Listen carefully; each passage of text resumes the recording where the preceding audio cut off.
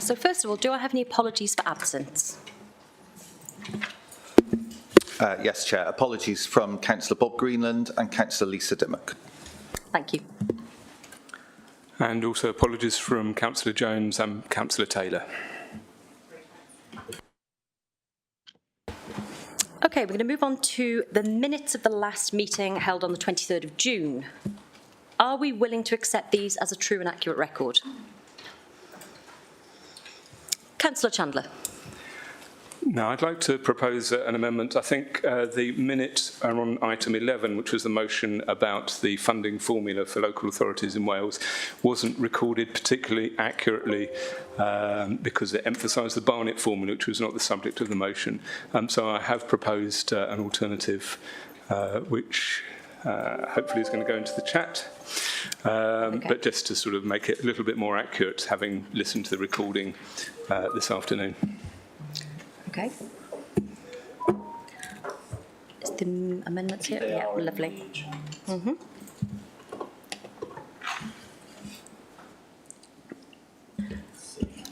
Okay, has everybody had a chance to read the proposed amendment?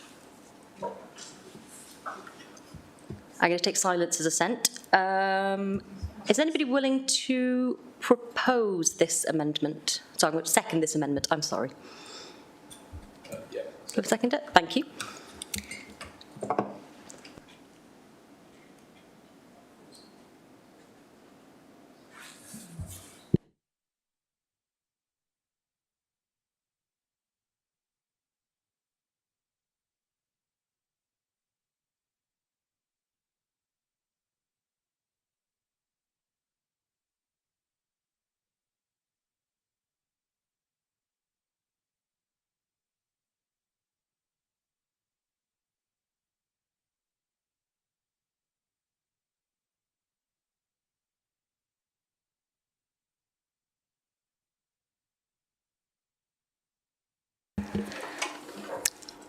Okay.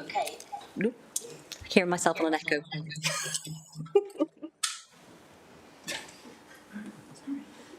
Well, that was disconcerting.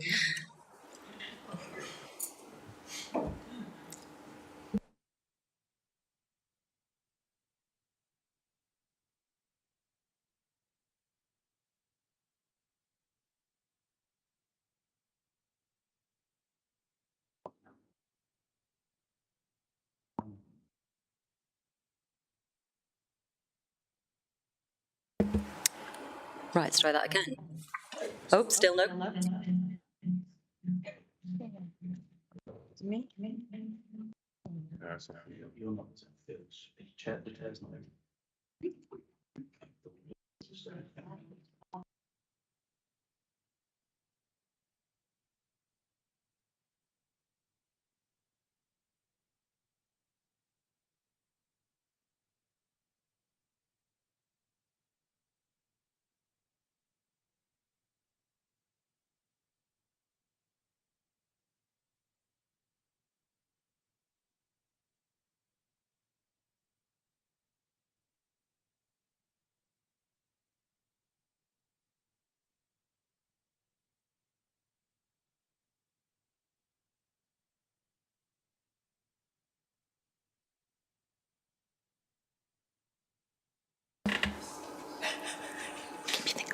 Deep breath. How about now? Hey, right. Right then, where were we? If you've all had a chance to read this, are we willing to accept the amendment and adopt the minutes as amended? Councillor Garrick. Chair, I believe the original text in the minutes is a better and fairer representation of what I said, and I do object to the proposal, the proposed amendment. That's fine. All right, in that case, I'm going to take a vote on whether to accept the amendments to the minutes or not. So a vote is just going to appear in your chat now.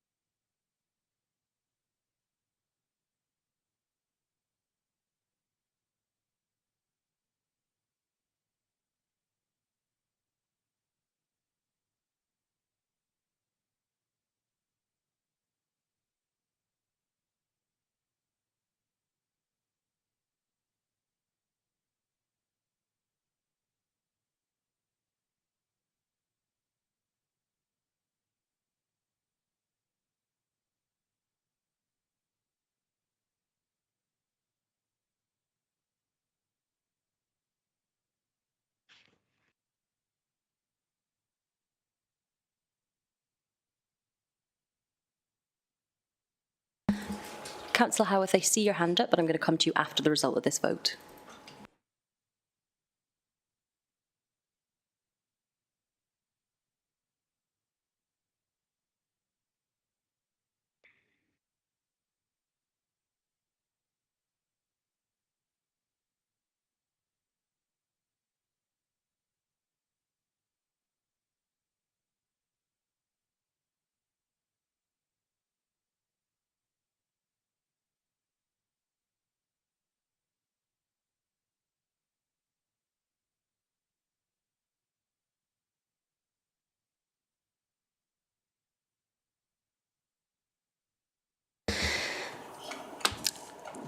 Okay, so the result of our vote on the amendment is that the amendment falls. It is not accepted.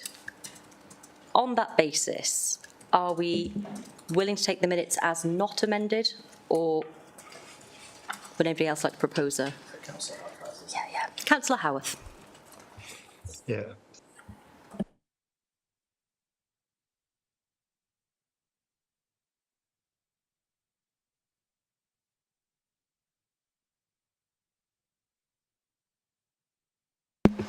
Councillor Howarth, you're on mute. Thank you, Chair. Sorry about that. I don't know what's happening there in the chamber and us who are a hybrid in here and on Teams, but we seem to be desolate and isolated from yourselves in the chamber there on the basis of what's going on. I don't know if other members are the same, but I totally don't know what's going on there. It's as though I'm away from the meeting totally. If it continues, I'll have to withdraw from the meeting because it's not ideal at all. And it sounds like it's a chamber connection. It does, because I've been speaking with members there freely for probably 20 minutes before I came on. Just a point, really, Chair. And I did have my hand up to second the amendment on the minutes. So if the minutes are not going to be amended, I won't agree the minutes. So we have to have a for and against the minutes. Thank you.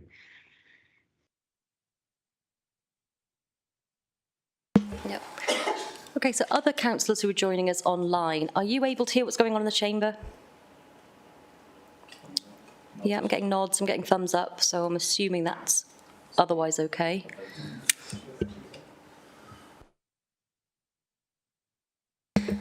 Right, in this case, I'm going to take a vote on the minutes as original, not as amended. So a vote on the minutes as they initially were presented to you. The vote will appear in your chat. Can you please vote?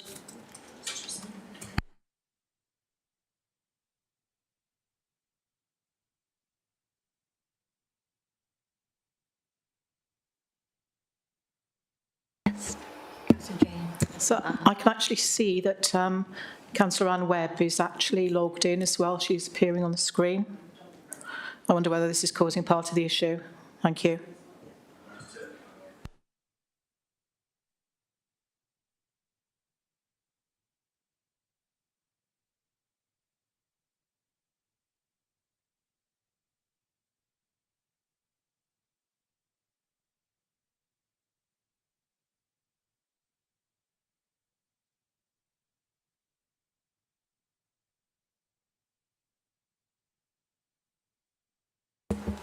Councillor Garrick.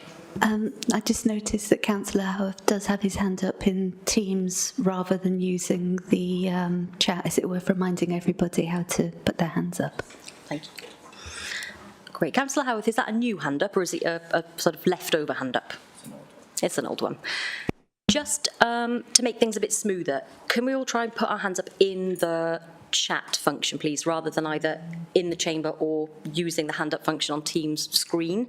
It just makes it clearer for everyone, I think, if we use the chat function. Thanks.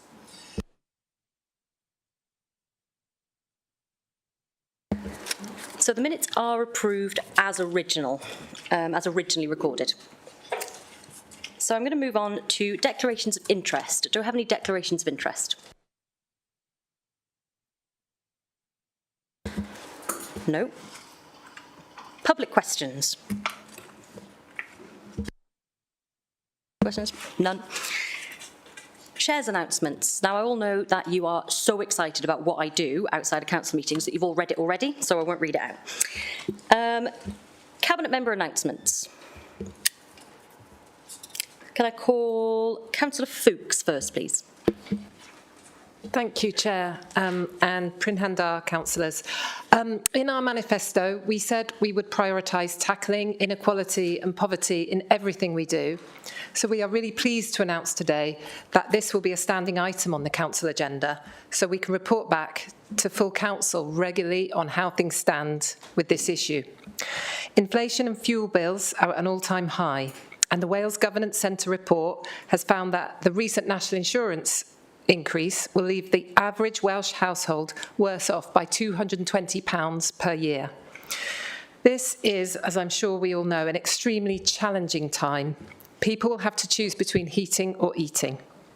We are doing much as a council already to try and alleviate some of the effects of the crisis, but we recognise that poverty is not simply a lack of income. It's made up of three things. It's made up of access to income and the ability to meet your eventual needs, your everyday and essential needs. This is difficult as Monmouthshire is a more expensive place to live. Secondly, poverty is made up of access to services such as housing and education. Thirdly, it's about participation. It's about participation in leisure activities and cultural activities, and actually having the wherewithal, the money, the finance, and the access to leisure facilities, and to be able to go to the cinema or do something different with your children. But participation is also about participation in decisions that affect your life. So we will, as a council, take a three-pronged approach to tackling poverty and inequality. We track a range of indicators, for example, the number of households below 50% GB median income, the numbers of people on universal credit in employment, and so on. We are unfortunately expecting all these indicators to worsen. The Welsh Government Cost of Living Fund provided £150 payments to those in council tax bands A to D, and I'd like to give you a little update on how those payments have been rolling out. So to date, our fantastic revenue and benefits team have made 17,746 payments of £150, totalling £2.6 million. This equates to 88% of the allocation that we've had. The next steps are to issue post office vouchers, which can be exchanged for cash to those who haven't registered or whose bank details we don't have. The Welsh Government also generously provided £500,000 in discretionary funding to us at Monmouthshire County Council, and the first payments targeted at free school meals families were made last week. 1,016 payments of £150, totalling £152,400 have been made. We have an approximately further 1,000 payments to make to other households who are most at risk from the cost of living crisis, such as disabled people and those living in temporary accommodation. 3,532 winter fuel payments have also been made, totalling £475,000. This scheme is now closed, with a new scheme expected to launch in October 2022. Other work that Monmouthshire County Council has been doing in the area of poverty and inequality include the use of discretionary housing payments to prevent homelessness. We all know that if we can prevent homelessness, we save the council a huge amount of money. And we have recently added £114,000 to the DHP pot, using funding from the discretionary cost of living support scheme. Our benefits team and housing support team work on a case-by-case basis to ensure households are accessing all the income they might be entitled to, and also we provide advice on debt management. There are many other examples of the work we do, including our Food and Fun School Holiday Enrichment programme, which of course will be coming into operation very soon as we approach the school holidays. But we must recognise we don't have all the levers here at Monmouthshire County Council. We can set the ambition and the intent, but we need to build a coalition across the third sector and in partnership with the rest of the public sector, DWP, health, and so on. We also need to work with employers to ensure and encourage them to pay the real living wage. Tomorrow, we have our first poverty working group, where I'm so pleased that we will have cross-party attendance from all the different parties here, colleagues from the third sector, as well as officers. We'll be gathering ideas and working in partnership to develop our corporate and community plan and ensure we hear everyone's views and everyone's ideas. It will take all of us, as I'm sure councillors you all know, to tackle inequality and poverty in Monmouthshire. So I look forward to working with you all and with our officers to ensure that all our cabinet portfolios have outcomes that will ensure we tackle poverty and inequality in Monmouthshire. Thank you. Thank you, Councillor Fuchs. Councillor John. Thank you. Can I thank the cabinet member for her statement, and on behalf of the Conservative group, we're really looking forward to playing our part in the working group that's starting tomorrow. One of the great successes, I think, of the last term was the cross-party work we had on the social justice group. So I'm wondering whether the member would be keen to revive perhaps not called a social justice group, but a group that can continue to advise the cabinet, made up of cross-party members, because social justice is one of the real challenges that we face in this county. So I'd be interested to know if that's something that we'll be able to continue. We were all disappointed a few days ago with the news that Wales is the only UK nation that's seen a rise in child poverty. And the cabinet member mentioned one of the great schemes that has been operating for a number of years here, the school holiday enrichment programme, and I'd encourage all members, if you have the opportunity, to go and see some of the work that council staff are doing as part of that programme over the summer. I'd really recommend it. And I also wanted to ask the cabinet member, we're particularly proud of being one of the very few councils in Wales to deliver to pay all our staff at least a real living wage, and I'm sure she will also be really proud that we continue to pay all our care workers above a starting salary, above the real living wage. And I'd like to ask the cabinet member, is this something she's keen to continue, and what work is she going to do with Welsh Government to get other councils in Wales to follow the lead that Monmouth has been making in this area? So just a couple of questions there, please. Thank you. Thank you, Councillor John. Councillor Fuchs, before you respond, I just want to be clear that on this occasion I'm taking questions on announcements, but that won't always be the case. So please don't assume this is a precedent where we'll always accept. Because it's you know the rules better than I do, I'm sure, Councillor John, you've been here much longer than I have. So this time, yes, not necessarily all times, okay? Lovely. Councillor Fuchs. Thank you for your questions. Yeah, I know the social justice strategy, which was developed under the last administration, and that does require some updating, some revisiting, and we will definitely be doing that. Whether we do that initially with the working group that we're starting tomorrow, or we set up a separate social justice group, I'm not sure at the moment, to be honest. I've been talking to officers as well about the poverty. There's also a poverty group, so we'll work out the kind of cleanest way and the way that we can get most voices in, most definitely. The second thing to say is, of course, absolutely, I support the real living wage, and it's something that we will continue to do so. Thank you. Thank you, Councillor Fuchs. Councillor Jones. Sorry, I haven't got anywhere that I can actually put my hand up in the chat bar, so I'd just like to make a comment if I could. Or thank you, Chair, and thank you for the report, which was very good. But as this is essentially a rural county, I hope this recognition of rural poverty.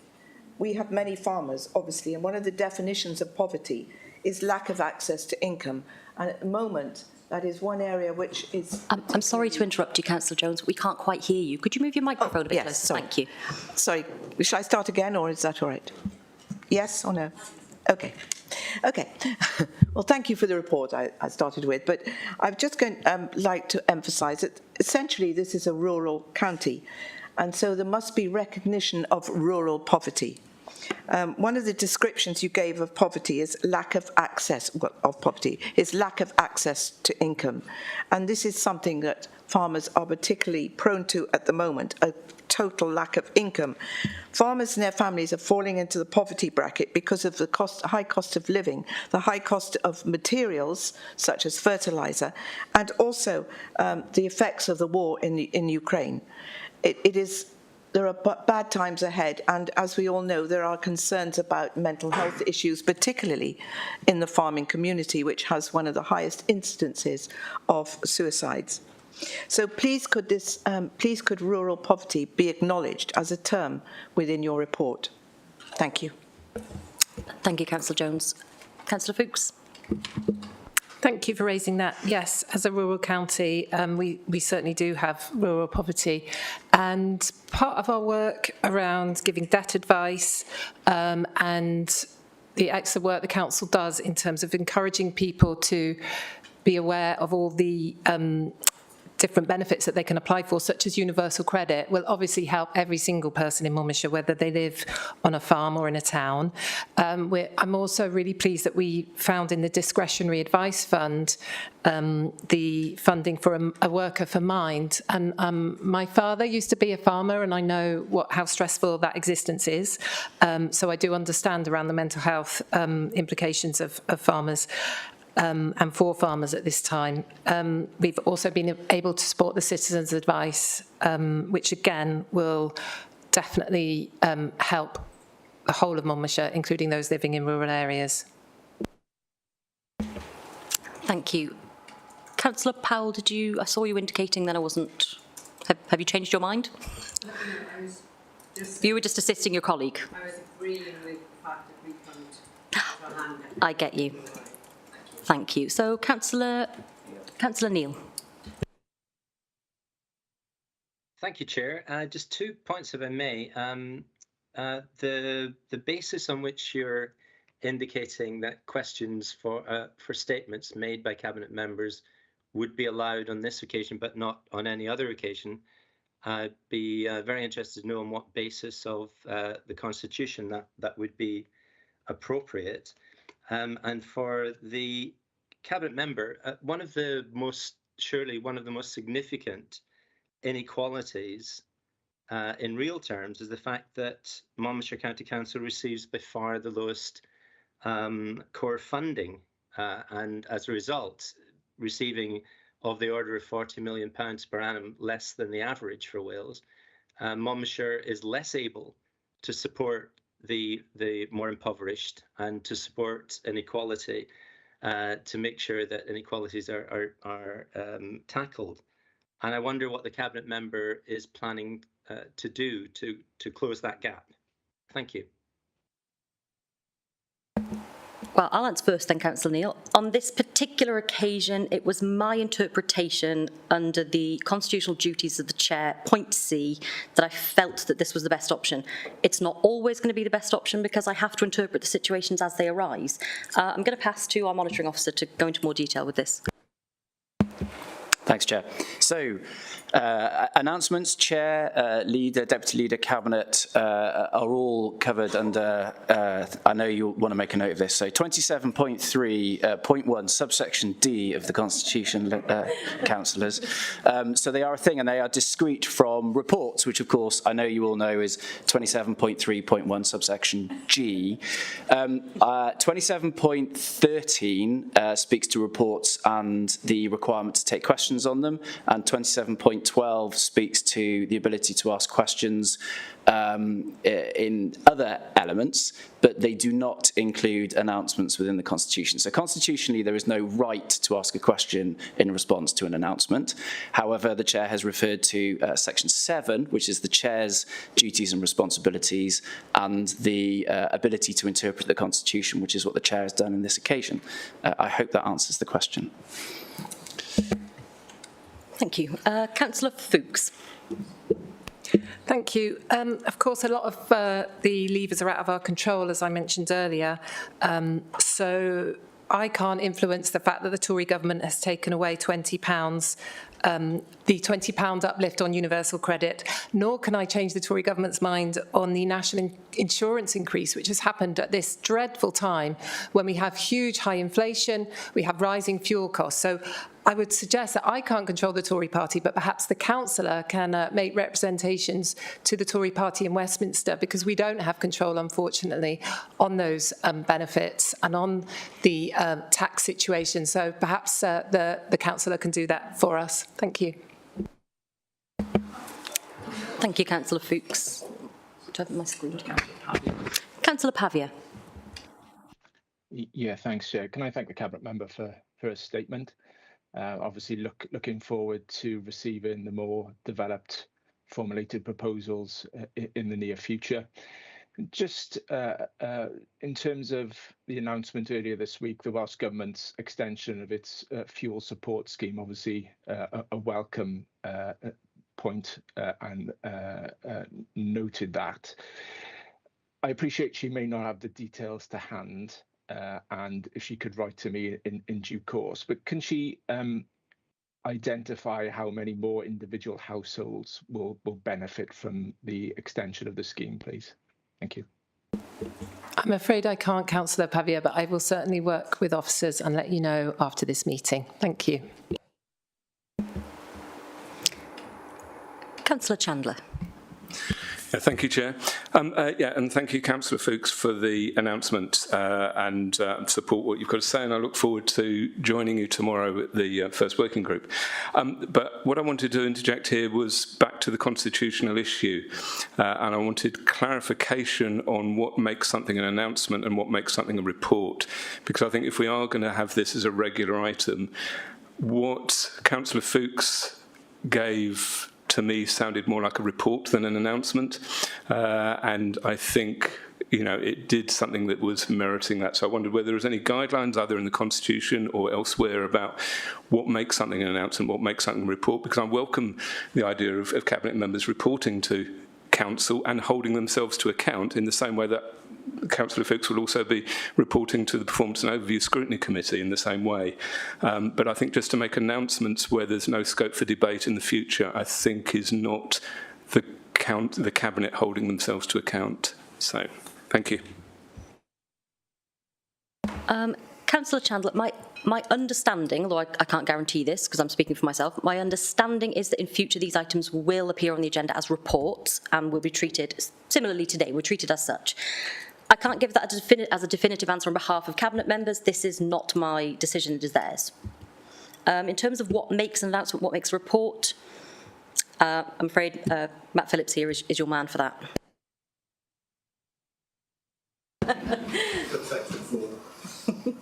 Subsection D, Councillor Thomas.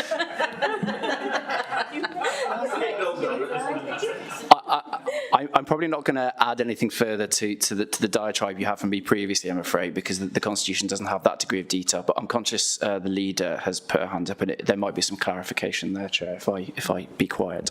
Councillor Brocklesby. Thank you. In answer to your question, Councillor Chandler, we will be regularly reporting to Council, not making announcements, and of course those reports will be for question and debate.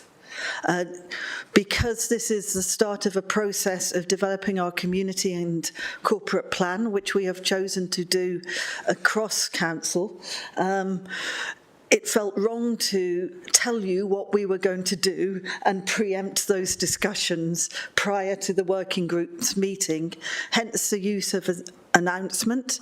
I would put on notice the possibility that we may use the September Council to make a second announcement on the basis of those working groups, rather than a report. I would also suggest that because of the nature, I would request the Chair to think about having that as a question and answer. Does that answer your question, Ian? Does that answer your question, Councillor Chandler? Yes, that would be most satisfactory, I think. Thank you. Good. Okay. If there are no other questions? No.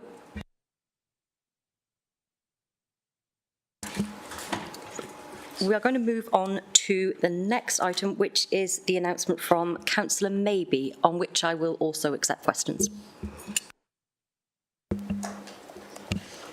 Thank you, Chair. Just following on from Councillor Fuchs, I'm making a similar announcement, which will be followed by reports in due course, just to clarify that. This Council has already made commitments to take action on the climate emergency and on river pollution, but we must take this further now and to make it clear that we recognise that we're in both a climate and a nature emergency. For this reason, we want to announce today that we'll be reporting on these matters on a regular basis, along with the points that Councillor Fuchs has made around inequality and poverty. We'll make it a standing item on the council agenda, and the point of doing that is to keep these really urgent matters alive at all times and to make sure that our response to them is both coherent and continuous. The most recent reports from the Intergovernmental Panel on Climate Change has made two things very clear. One, that human activity has already made climate change inevitable. That brings severe consequences that I think we're already beginning to see. We'll need to adapt to those, and we'll see them increasingly in coming years. But secondly, if we don't take urgent action now to mitigate further climate change, we're actually on a path to make the planet unlivable for future generations. As the Environment Agency has confirmed in their report published just last week, the biodiversity crisis now joins the climate crisis as an existential risk to our survival. Almost a fifth of UK plants are threatened with extinction, and a third of British pollinator species have declined. In fact, the UK is now one of the most nature-depleted countries in the world. Here in Wales, the 2019 State of Nature report gave us some very serious warning signs about wildlife, with 1 in 6 species being at risk of extinction. And bringing the focus back to our own local area, the Greater Gwent State of Nature report identified 34% of species showing a decline in their numbers. And the Wildlife Trust's Bugs Matter, this is quite difficult to say, the Wildlife Trust Bugs Matter survey identified a 40% decline in flying insects in Gwent since 2004. On a UK scale, that figure is actually more like 60%. As we talked about at the last council meeting, the phosphate targets are also a very high matter for concern. For the River Usk, these are being failed at the moment at a rate of 88%, and for the Wye at 68%. As I'm sure you're all aware, this means that algal blooms take over and they smother other life in the river, especially in hot weather, and the habitat loss can be devastating. As just one example, a recent Cardiff University study showed a substantive decline in otter populations in 2021 for the first time since the 1970s. We live in a wonderful county and we must fiercely protect our natural environment, which is recognised for its significance. For example, we have 7 internationally important protected sites such as SACs, SPAs and a Ramsar site, and 67 sites of special scientific interest. We have almost 700 sites of importance for nature conservation, including large numbers of small species-rich grasslands and ancient woodlands. We have 24 habitats and 219 species considered to be of principal importance for conservation in Wales, as defined by the 2016 Environment Wales Act. We humans are not immortal as a species, nor any more than we are as individuals. And without a healthy natural environment, we quite simply cannot survive. But as someone who's worked on the mitigation of climate change for nearly 40 years now, what strikes me is that the tone of the debate is finally shifting away from the principle that maximising profit must trump everything else. Another thing that's changed is that the warnings that have earned me the title of eco-warrior and much worse in the past are now taken very seriously indeed. I'd like to think that as a progressive county council, we'll be up there with those that are moving ahead with this thinking, and that we will never be the laggards. So during the next few weeks, I'll agree with senior staff a cycle for reporting on the different elements of our work to address the climate and nature emergency. The intention is that it will cover the climate and nature aspects of the full range of our activities and operations, across buildings, fleet, procurement, land use, land management, as well as waste management, green infrastructure, and biodiversity. I'm really well aware of the limits of the power of a rural county council to solve global problems as wicked as these. But if we're not part of the solution, we will inevitably be part of the problem. The council can have an impact, both in relation to its direct operations as a commissioning body and as an influencer. Monmouthshire County Council is already doing lots of good things. This has been a really wonderful surprise. I'm sorry to say it is a surprise because I don't think we communicate them well enough. A lovely surprise for me as I've become more involved in work with the council. So we want to make sure that we're monitoring and reporting back on what we're doing and that we're communicating how good that is. so that we can actually enthuse residents and businesses and actually benefit from the huge amount of expertise that there is out there in our community. We need to work together to build a nature-positive response to the challenges that we're facing across the full spectrum of activities to restore biodiversity and to both mitigate and adapt to climate change. So I'm going to finish with my favourite quote from David Attenborough. We're dependent on the natural world for every breath of air that we take and every mouthful of food that we eat. But it's more than that. We're also dependent on it for our sanity and our sense of proportion. Thank you. Thank you, Councillor Mabey. Councillor Brocklesby. It was an accidental touch of the touchpad. I have nothing to add to what is both a hopeful and quite sobering announcement from Councillor Mabey. Thank you, Councillor Brocklesby. Councillor Keir. Thank you very much, Chair. Thank you very much, Member, for that announcement. I'm pleased to hear the detail that you gave there. Following on from the last council meeting, where I was delighted with the cross-party agreement on that, I was pleased to note that the First Minister was meeting with the NFU at the Royal Welsh, I think it was on Monday, with regards to what he described as the sensitive discussions that need to be had with the farming community with regards to phosphates, etc. Two questions, if I may. Have any discussions been taken forward following the last council meeting with the Welsh Assembly Government? And also, I note that the Minister Julie James announced at plenary on the 14th of June with regards to strategic planning guidance, which she says she wants to be taken at pace to ensure that embedded biodiversity considerations into planning policies. Can I ask what discussions, or if any discussions, have taken place at the moment with the administration with regards to the planning department in ensuring that biodiversity policies are being brought into planning decisions? Thank you. Thank you. Councillor Mabey. Thank you. The announcements that I understand have been made this week by the Senedd, not the Welsh Assembly Government, by the Senedd are with regard to, I believe that you're particularly concerned about the river pollution, but also other issues, with regard to Welsh Water bringing forward significant amounts of investment to make the necessary improvements more quickly. I think that there's a lot of work, as I understand, still to do with the farming community, and the Senedd are looking particularly, they've announced a consultation on the future support schemes for farming. I think in terms of what we can do within Monmouthshire is to work as well as we can with those schemes and certainly to feedback, positive and where relevant, negative points on the consultation. As regards planning, I'll have to, I don't know.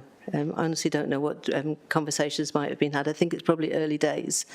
And that's something we can come back to and discuss more in future. It's certainly very, very relevant indeed, so thanks for raising it.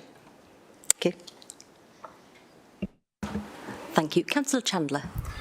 Yes, thank you, Chair. And thank you, Councillor Mabey, for your statement. And I'm very pleased to hear your ambition, and I'm looking forward to being part of your working groups as well. I'm particularly pleased that you're including and giving equal emphasis to the nature emergency. So whereas the climate emergency, I think, is an argument that has been won over the years, I think the nature emergency is one that is one that we still have to fully grasp, we as in society have to fully grasp the implications of that. So I'm very pleased that's part of that. There's a couple of things that I'd just like to question, though, and it's about our climate emergency strategy and about how it's mainstreamed across the council. I know that I've been part of the Climate Champions group since before the declaration of the climate emergency of the council and taken part in periodic meetings and took part in a workshop that officers held, I think it was just before Christmas in Abergavenny.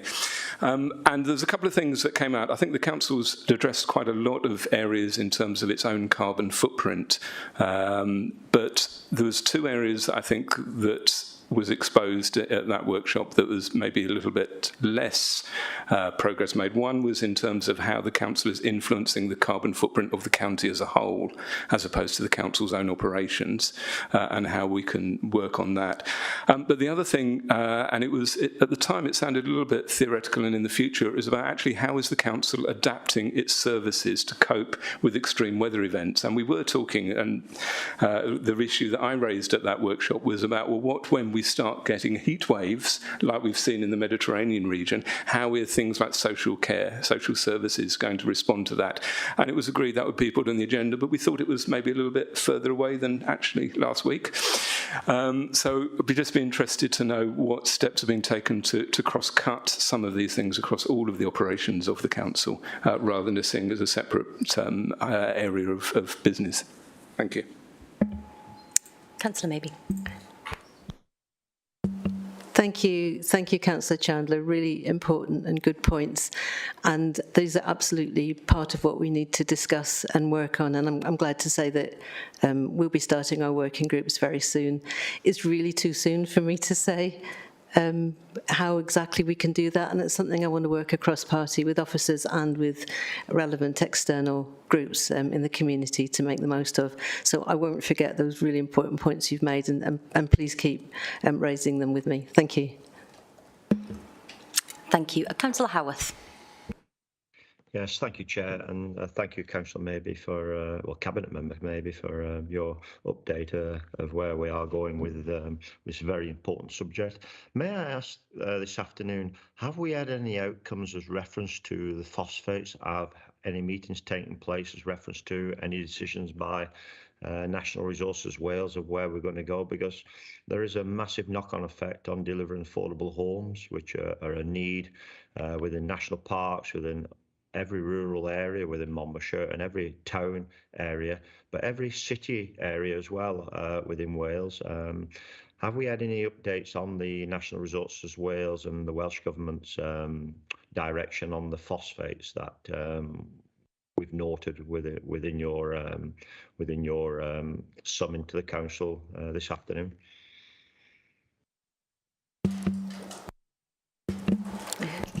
Thank you. That's also incredibly important points. On the phosphates, as you know, we've got our two main rivers, the Usk and the Wye, and we're looking very much at working within those two catchment areas. So I have joined a cross-border group meeting on the Wye catchment, which was attended by NRW and Environment Agency, and was actually convened by MP for Hereford. And we also had Natural England there and Welsh Water, who manage the water on both sides of the border. And we had Powys and Herefordshire councils. So that's early days, but the push is to have a really serious action plan and to push that forward. On the Usk, I believe there's been a recent officers meeting on the Usk catchment, which I've yet to receive a report back from, but that's the start of a catchment partnership. I believe that was convened by Brecon Beacons, and so we're moving forward in relation to that as well, and I think that's probably the best way to work on the catchments. So apart from that, I haven't received announcements from NRW of changes, but Environment Agency, who affect the Wye quite considerably because of course we're downstream from Herefordshire, they're actually made some quite interesting announcements recently around looking at phosphate trading. I think there are pros and cons about that, but the idea, I think, is to try and release the potential for development set against the kind of phosphate mitigation that can be proven, that has some certainty to it. So I think there's definitely movement in its early days, and we do need to keep pushing on this agenda. Thank you. Chair, may I just step back in there because... No, Councillor Howarth, you may not. Councillor John is next. Councillor John. Okay, fair enough. Thank you very much for the statement, and also again we really look forward to taking part in the working group over the coming weeks and months. And I thought that was a beautiful quote, by the way, from Sir David Attenborough. You know, climate change is the major existential threat that all of us and our planet face. I wanted to ask you a couple of quick questions, if that's okay. I appreciate we've got the work of the working group ahead of us, but I wanted to get some more insight into what improvements you think you'll be lobbying for in terms of public transport. I understand you recently met with some constituents of mine and Councillor McKenna's in Mitchell, Troy and Trellick, the Friends of the 65 bus, who have got some really exciting ideas about how we can make bus travel more attractive in a rural county like Monmouthshire. I hope a number of those ideas can be taken forward, because we've really got to protect these rural bus services and make them more viable. We also need significant improvements to rail travel, not just in the north of the county in Abergavenny, but also in the south near Chepstow and Severn Tunnel Junction as well, to make that a more attractive option. Would you like to join us in congratulating our countryside and biodiversity staff who were at the LGC Awards yesterday? And that was a real privilege for Monmouthshire to be recognised at a UK-wide award for the policy we adopted on Nature Isn't Neat. And again, there are councils across Gwent and South Wales that have now adopted that policy because it was such a UK leading policy. And thirdly, I wanted to ask what messages you'll be conveying to Welsh Government about their active travel policies, because in recent years, while they've increased the amount of funding they're putting into active travel, which is very welcome, it's still disproportionately targeted at cities and towns, which doesn't suit a large rural county like Monmouthshire. We ought to be able to better connect up our rural villages. So, for instance, you could get from, say, Mega to Caldecott without cycling on a 60-mile-an-hour road. So we'd be interested in getting some more insight into your thoughts on those three issues, please. Thank you. Thank you. Councillor Mabey. Thank you, Councillor John. There's a lot there to talk about, which is why we need the working groups, but I'll try and answer some of your points. On the buses, yes, we're just been working this week on the response to the bus consultation that has come out. The Welsh Government is moving towards a better system that is more coherent for the whole of the country. We're really fighting to make sure that the rural aspect of this is not forgotten. There's always a huge fear that whenever you reorganise, that any kind of efficiencies lose out the non-viable routes. But I have to say that the problem that we're dealing with is from decades of Conservative decisions around fragmenting and privatising public transport services in the country, and actually that is the mess that we're now having to deal with. It's hugely fragmented, all sorts of private companies competing with each other for some routes and nobody offering other routes. So I'm firmly of the opinion that we need to move towards a better funded public transport system that is managed as much as possible at a municipal level and has a coherent brand across Wales and is supported well from Welsh Government. It's going to always be a struggle to get the funds that we need, but we will definitely fight for those. As regards the 65 bus, yeah, it's a wonderful group, hugely efficient, and we will need to cooperate with them very closely. I will join the campaign with them in September, the Catch the Bus campaign, and I will ride the 65 bus to prove it, although I don't live on the route, sadly. I'm thinking of moving to it.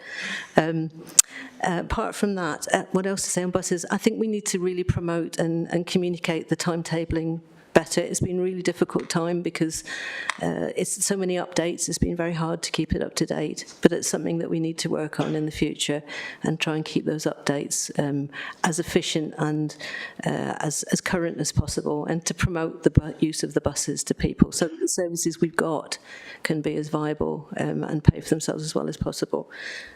You also mentioned, what else did you ask about? Thank you, the active travel. We did actually very well in terms of active travel funding this time, but the current active travel funds are at the moment focused more on destination as opposed to leisure travel. And I think that quite a few of the routes that people are fighting for, quite rightly, will also be leisure travel ones. So hopefully that funding will come through in the future. But no, I'm with you on that. And active travel is incredibly important. And again, it's getting resources out to our area and doing what we can as soon as possible. Thank you. Thank you, Councillor Mabey. don't see any other requests to speak, so after the constitutional thrills of item 6, we are going to move on to item 7, timing of council meetings. Councillor Strong. Thank you, Chair. Pete Strong. In the absence of Councillor David Jones, the Chair of Democratic Services, who's unable to be with us today, I'm presenting this report. Councillors have a copy of the report with their agenda papers and will be aware that under Local Government Measure 2011, we have an obligation to review the timing and frequency of our meetings at least once a term. So in that respect, Democratic Services Committee met on 27th of June, and we've come forward with 2 recommendations. Firstly, in relation to committees, we recommend that committee members should be able to decide as a committee their timing of meetings, but we do strongly recommend that where possible they stick to the dates that are already in the diary. The general principle, of course, is to avoid what we might call chopping and changing. All councillors, I'm sure, have got extremely crowded diaries, and such chopping and changing can create havoc. So that is the first recommendation. The second recommendation relates to the full council. We were very aware there that whatever timing we suggested, that would prove convenient for some and inconvenient for others, so it was a no-win situation for us. We did decide that we would recommend for the moment a continuation of the existing timing, that is a 2 p.m. Start, but to review that, we only have to review it once every council term, but we did suggest reviewing it after 1 year. Some members might think that's too long. Interpretation could be given as to when that year would start. If we started it with the May meeting, we're already some way into it. So you know, it won't be that long before we're able to review that question. A lot will depend upon the personal circumstances of councillors, but I hope that councillors, when they come to make a decision on timing, will take into account not just their own circumstances, but what might be more pressing difficulties faced by some other councillors. Thank you. Thank you, Councillor Strong.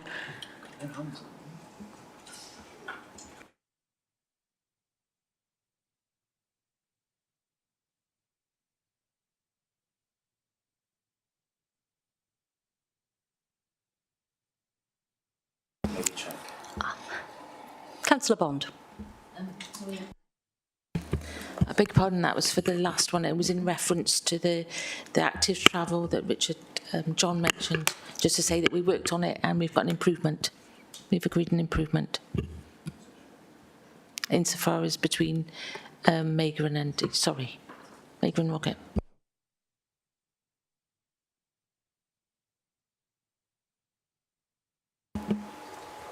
Okay, so I have no indication. Oh, I do. I'm sorry. Councillor Callard.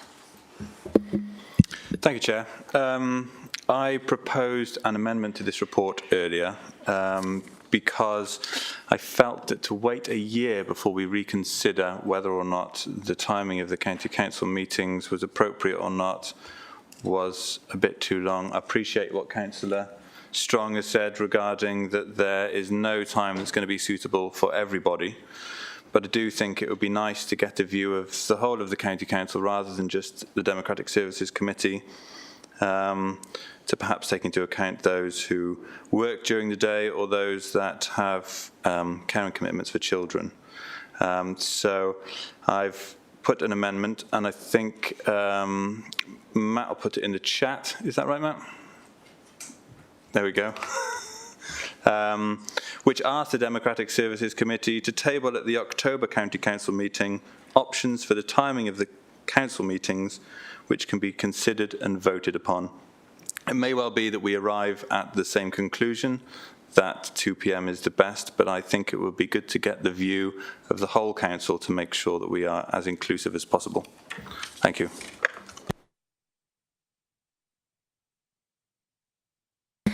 Could I have a seconder for this amendment? Councillor Bond.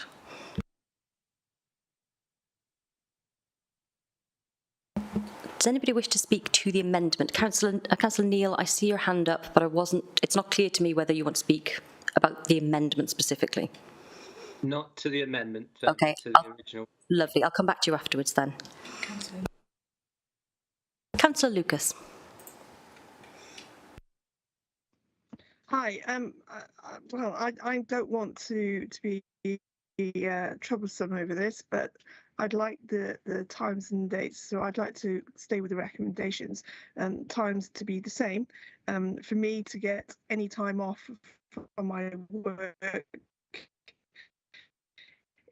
and it is imperative for that reason that the dates and times are set out a year in advance, which is what they were. So I'm sorry, but I think it's only right and fair that it was all advertised to us getting it, and that's the way it should stay next May, please.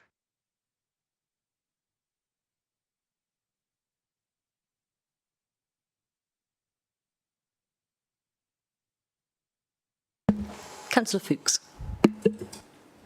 Thank you for the comments so far.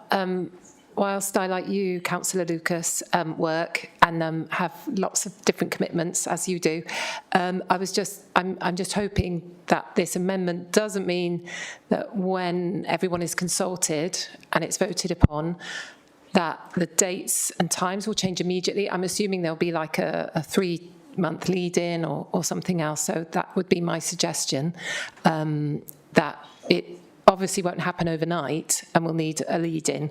But I am in favour of us or being consulted and having our say. Chair, if I may. Yes, thank you. Councillor Brown. Yes, thank you, Chair. We did have a full discussion at the Democratic Services Committee, and it was agreed between the members that this was a reasonable recommendation and a reasonable period to allow to see how things settled in. And I think, going back to have it reviewed so quickly, in fact, I think there was a thorough review. We considered, obviously, responses on it, and that raised various issues from when they did do a consultation last time. But we were of the opinion that the timing of the county council meetings was the correct timing for.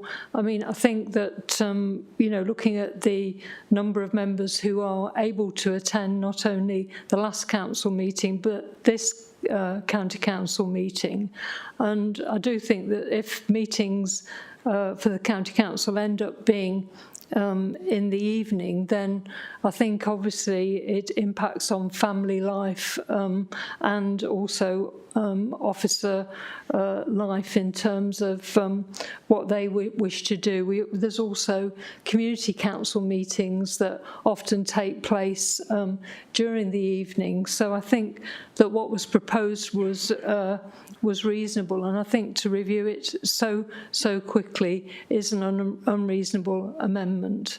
So I will be voting against the amendment. Thank you. Thank you, Councillor. Councillor Neil. Thank you, Chair. I will speak, if I may, on the amendment now. In regard to that, as Councillor Brown has just mentioned, there was a very full discussion at the Democratic Services Committee meeting, spanning all the pros and cons of different times and so on. And it was, I think, the reason why the recommendation was put forward in the way it was because as an all-party group, there was a very unanimous view in the room that this was the best approach. So this was not sort of driven by any particular group. And I know that there were a couple of points that I think were significantly considered. One was your own comment, Chair, at the end of the last council meeting, in which you said, and I quote, "It's 10 to 6, people have families to see and things to do." And that seemed to sum up very well the view that I think people in the room felt at that time. And the second significant point that I think was considered as a matter of very substantial change is that online attendance is now part of the way of doing business, and therefore the previous requirement of potentially significant downtime to travel to and from the meeting point and all that might involve is now much more straightforward in terms of the capacity for people who are unable to actually physically be at a meeting to do what we're doing, and indeed what I'm doing right now, which is to fully partake of the meeting online, and therefore booking a meeting into the working day as many other meetings might be booked. And I know those 2 points were significantly shared. Thank you. Thank you, Councillor Neil. As a fellow member of Democratic Services Committee, I do recall being quoted at that meeting. Councillor Keir. Thank you, Chair.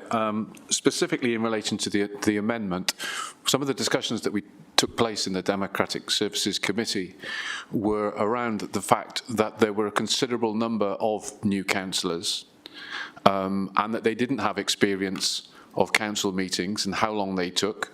I took advice from my previous colleague that some meetings can take sort of 3, 4, 5, 6 hours in some cases. That there wasn't therefore, in order to review it in 12 months was appropriate, that so the new councillors would have an understanding of about the meetings as well. And my view, and also the fact that the corporate plan is unlikely to be fully unveiled until probably October time. So therefore, we ought to have, longer meetings, or longer meetings in the evening may just not be appropriate. For me personally, evening meetings, just for example, wouldn't work. I run a business as well as family commitments, as well as also community commitments as well. Thank you. Thank you, Councillor Keir. Councillor Bond. Thank you, Chair. Really just in response to it being democratic services and it's democracy, and it would be wonderful if everybody could have a vote on what would be their preference, rather than, I know that people worked hard and I'm sure you looked at all the different options. However, it would be lovely if we could include everybody in this discussion and decision, because it affects people's lives and their home life and their well-being. Thank you. Thank you, Councillor Bond. Councillor John. Thank you. As Councillor Neil said, this was debated in quite some detail by the Democratic Services Committee. This report has been prepared. I'm quite disappointed, to be honest, to see a knee-jerk amendment brought to the full council when this has been studied in quite some detail by a cross-party committee, and that was something that we agreed would take place. I think we've got to be very careful that we want to ensure we have as diverse a council as we possibly can. I think we would be deterring certainly working parents from becoming councillors if they knew that they would be giving up their evenings as well to be councillors, in addition to many of the evening commitments that many of us already have in terms of town or community councils, village hall committees, other community groups, that we should be encouraging councillors to get involved in, to be active members of their local communities. I think having full councils in the evening, when perhaps some members have already had a full working day, would make it really, really difficult to ensure full attendance, to ensure full participation. I know there are some councils like Cardiff that have evening full councils. Some of those meetings go on till 11 o'clock midnight at night. I think that's absolutely ridiculous for a modern professional council like ourselves. I think it would be a real step back. It's important that our members have a work-life balance, and I also think councillors or people putting themselves forward for council had a responsibility to go into that with their eyes open. I had a number of candidates asking me about dates of council meetings so they could get them in their diary ready in case they were elected. Obviously, no one knew who was going to win, but certainly our candidates went into this with their eyes open and made adjustments to their professional lives to accommodate, to be confident that they could fulfil the role of being a county councillor. It does feel it does feel a bit wrong now to shift the goalposts when members have made those adjustments to their working lives to be able to balance their work and family commitments to be able to fulfil this role. So I'm disappointed to see the amendment. I was content with the recommendation in the report that we should leave it a year, we should see how the council beds down and then make an informed judgment. But I think to have a recommendation from a cross-party committee that has discussed something in significant detail and then to try and rewrite that report now, I think is the wrong thing to do. Thank you. Thank you, Councillor John. Councillor Garrick. Thank you, Chair. I'd like to point out that the proposer of the amendment is a working parent, and as a working parent, I do feel that an evening meeting is much more achievable. I'd also like to respond to Councillor John to point out that the majority of councils in the modern era do tend to work in evenings to allow people who've got traditional 9-to-5 jobs to attend. Thank you, Councillor Garrick. Councillor McConnell. Thank you, Chair. I'm in favour of this motion. It's not committing us to anything. I'd sit on the Democratic Services Committee. The discussion has become binary about whether it should be an evening meeting or stick where it is at 2. I think there's a sense that there's a mood in the room or some people against this motion are quite keen to kick this into the long grass and stick with the way we were. I don't think we are considering the options, and I think it would be helpful to have options presented. I suspect that, as has been said before, if there was to be any change, it would be flagged up sometime hence, but we could look at those. I think it's right that all members of the council should be allowed to play a part in that. Thank you, Councillor McConnell. Councillor Jones. Thank you, Chair. I'd just like to point out that it's an obligation for employers to release employees for a full council meeting. So, that should have been taken into consideration when applying to become a councillor. So that shouldn't come into the equation. The other thing is, 1 year from now, from May, when we review it, we may change all the times. But by that time, you will have had experience of all the times that we do, different meetings, for instance, the selects, but also full council. You will see that sometimes we are absolutely wilting from a very long council session. And to think of doing that up to 11 o'clock at night, which may seem derisory at the moment, but it certainly is factual, it certainly can happen, is really something that you should take into account. So I think it was agreed at the Democratic Services, by democratic process, is that we're asking is that we you gain some experience and then we review the situation when we all have that knowledge. Thank you, Chair. Thank you, Councillor Jones. Councillor Chandler. Thank you, Chair. I just want some of the arguments that have come forward, I just have a little bit of a problem with. I do certainly have sympathy with work-life balance and with childcare responsibilities. I'm a working parent too. But I don't have sympathy with the demands of work. We are paid as councillors, and our allowance as councillors is intended to compensate us for the time that we're not going to be working. I think the spirit of paying us is that none of us continue to work full-time in our role as councillors, that we work part-time so we're able to fulfil this role properly. So I just wanted to make that point, I don't believe that the issue of how it impacts on our work our employment or our business is relevant. How it impacts on our family and our work-life balance, yes, but not the rest. Personally, I'm in favour of keeping the status quo until the year is out, and I'm more than happy for a slight variation of a review at some point to give enough time to put in a new diary if council so desires. But I do think that the existing calendar that takes us up until May should stay as it is. Thank you.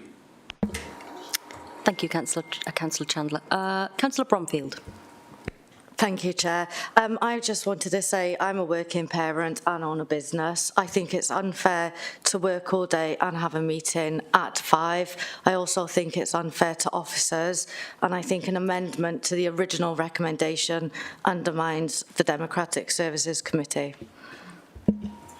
Thank you, Councillor Bromfield. Councillor Powell. Thank you, Chairman. When you think about it, if it was every week that we had a full council meeting, it might prove a bit difficult, but it's not every week. I don't know, I haven't added up how many it is here. It's either 5 weeks or it varies with each month, obviously. And also, regards to small children, I would far rather be there to put my children to bed at night and be there at that time of day and have a bit of family time.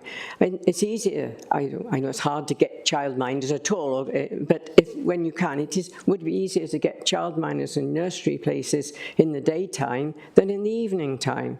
And I think to give your children security that you should be there in the evening.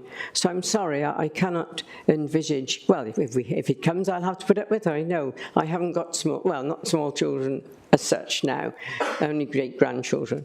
But I do feel that from always for life that it was better to leave it as, and I think we should leave it the 12 months, get people settled in. But I do feel it's important when people go to stand for council, if you go for a job, and you go for an interview for a job, you just don't go out of the blue and say, I'll get the job and then I'll change all their rules when I get there. When you go for a job, you look into it beforehand. And you should do the same thing when you're going to stand for council, see what is expected of you. It isn't as though you're doing it voluntary. We are getting paid for doing it. So I do feel that we should be prepared to fit in as well as we can to start with. If we feel that things need changing, we can look at it afterwards. But give it the full 12 months from May before we make any changes. We've agreed that the select committees can make their own rules, because obviously that's only a few people and they can probably agree with each other when is the best time to have a meeting. But I'm sorry, but I can't support the amendment. Thank you, Councillor Powell. Councillor Riley, I see you, but I'm going to go to Councillor Watts first. Councillor Watts. Yes, thank you, Chair. I think Maureen's wrong. I think this is one of those unusual jobs that you apply for with the view then that you do want to change the rules when you get there. I think that's probably where most of us stood, really, driven by some dissatisfaction with society or the local community or looking to improve. But specifically when it comes to us, the focus on the debate is about whether or not we're making accommodation for childcare arrangements. But I promise you, I'm of an age now where some of us are looking out after elderly parents as well. So that also needs to be factored in. It was wrong to say, though, that the select committee was unanimous.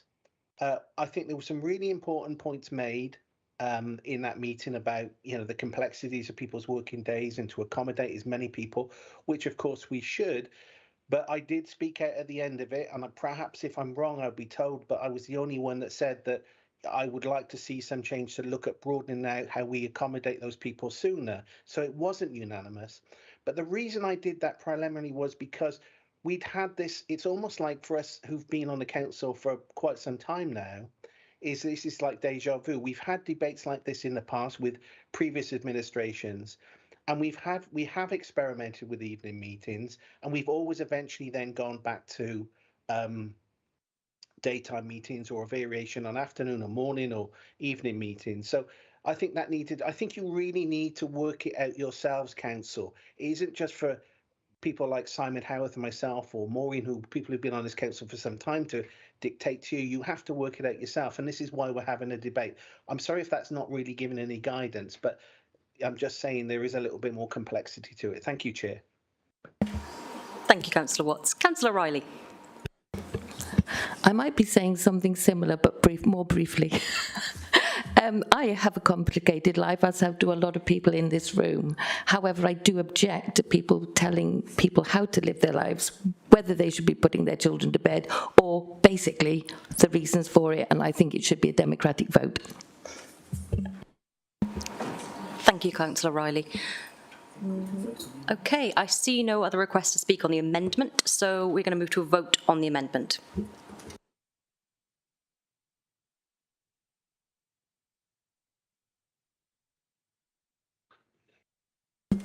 I'm not going to be able to vote because it's still stuck on Councillor Fuchs's announcement. My thing isn't rolling on.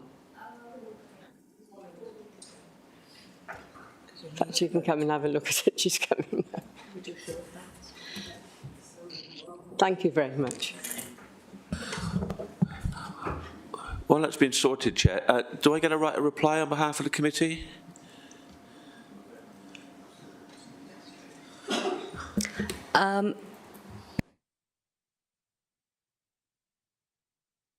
So, Councillor Strong, not on the amendment, but at the end when we come to after the main body of the report.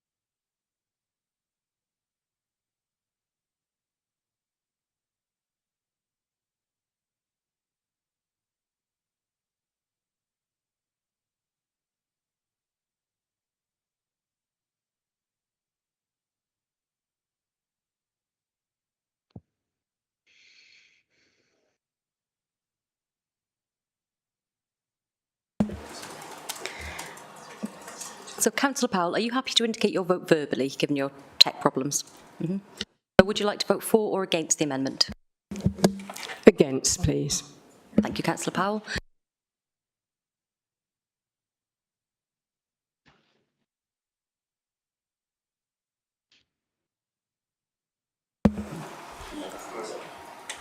Sorry, Chair. It's just my screen's just refreshed. That's the first time I've seen the vote, so I've not yet voted. No, we'll wait. We'll wait for you to vote. Okay. Here you go. You'll all see it. Look at that. Another one.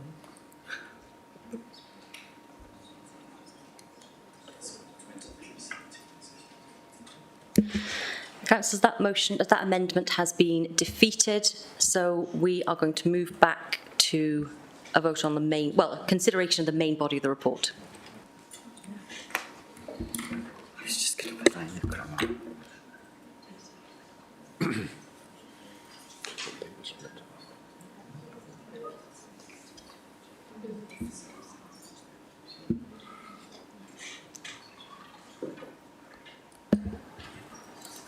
I'm not seeing any indication to speak. I am, Councillor John. Nipped in.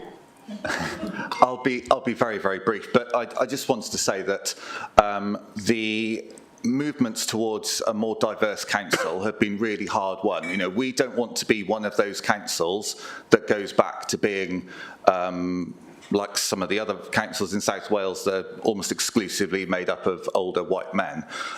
If we move to evening meetings, we will be losing a lot of younger people, a lot of working parents. Particularly, I think it would make it very, very difficult for a single parent to be a councillor because you're not going to be able to access the range of paid-for childcare that you can during the day, where you've got nurseries or different clubs and groups that people can access, and there are expense allowances to enable parents to attend meetings. So I think we've got to be very, very careful on this issue that we don't go backwards. Thank you. Thank you, Councillor John. I see Councillor Callard and Councillor Brocklesby. I am going to take you in a minute. I feel that we have the mood of the room on the discussion of the amendment, and so if you wouldn't mind, just to get us going, Councillor Callard, Councillor Brocklesby, then no more. Thank you, Chair. And I hear what Councillor John says there about evening meetings, and I agree that evening meetings can be difficult. Nothing's saying that morning meetings, for example, it's just this, I guess, school pickup time at 3:15. But I think, just to reiterate what other people said, I think we got a good view of the whole council there to defeat the amendment. So I'm glad that we got a consensus, about reviewing in a year. So let's take it next May. Thanks, Chair. Thank you, Councillor Callard. Councillor Brocklesby. I'd agree. I don't think this is a party political issue. I think it's open to what individuals think under their own life circumstances. And I'm pleased that we did have that vote because it established it across the council of what we want. Having said that, all the evidence points to not the understanding that afternoon council meetings will lead to greater diversity. Timing really matters. Timing is contextual. It depends where you live, depends on the nature of your council. But on the whole, every report, both for Wales and the UK, suggests for women, for minority groups, that evening meetings, when they are hybrid, work a lot better because they're not just juggling work. For many women and minority groups, they're juggling part-time jobs, more than one part-time jobs. They're juggling care commitments. They're juggling other family commitments.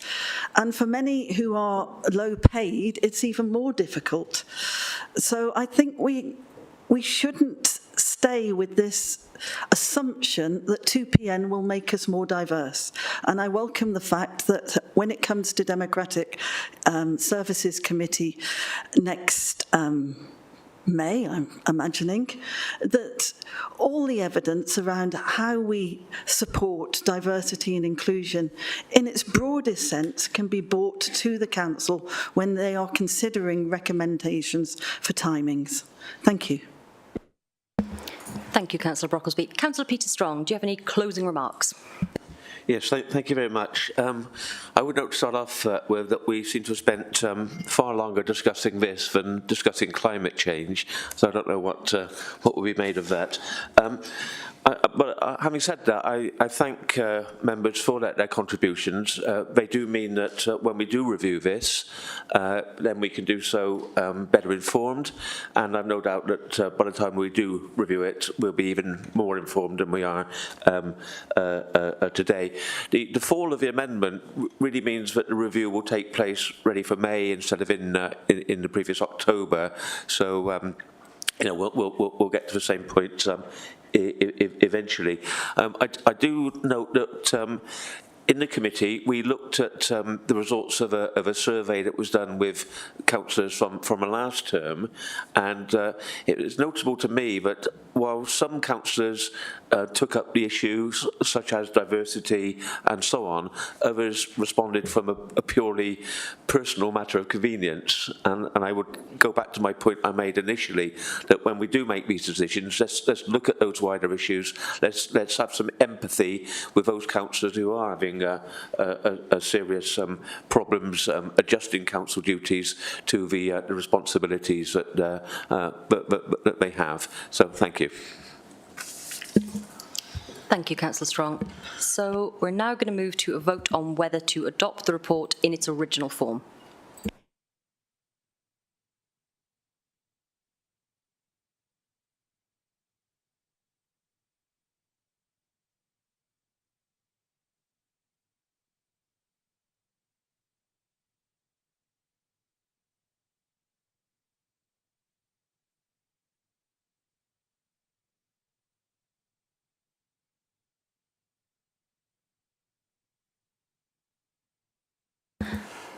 Right, councillors, the report is approved, and now we are going to take a break before coming to look at motions. It's coming up for 3:30, so can we be back in here for 20 to 4? Thank you.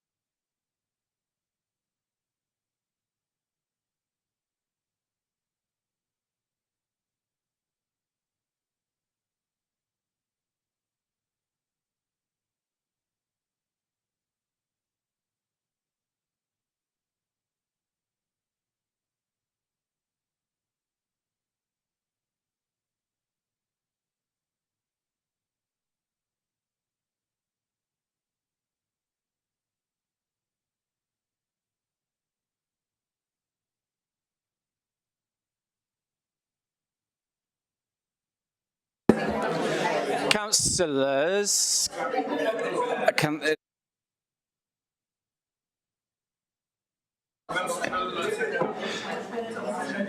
Councillors, can I beg a favour of everyone, please, before we come back in? I'm really concerned that we're not getting any advertising revenue for Costa for having all the coffee things, bits and pieces out.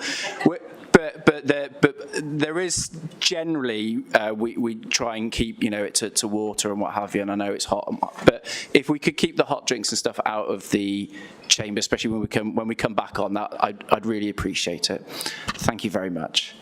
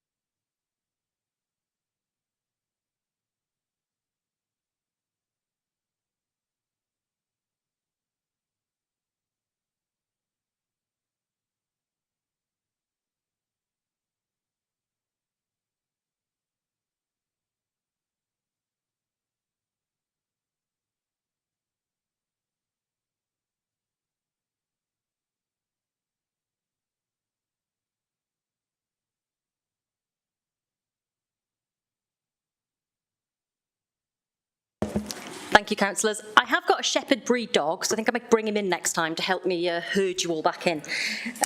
So we're going to start on item 8, motions for council. Councillor Bond. Thank you, Chair. So, as you can see, this motion is about a cost of living crisis, which we discussed a little already in further areas. I hope you've all had time to read the motion.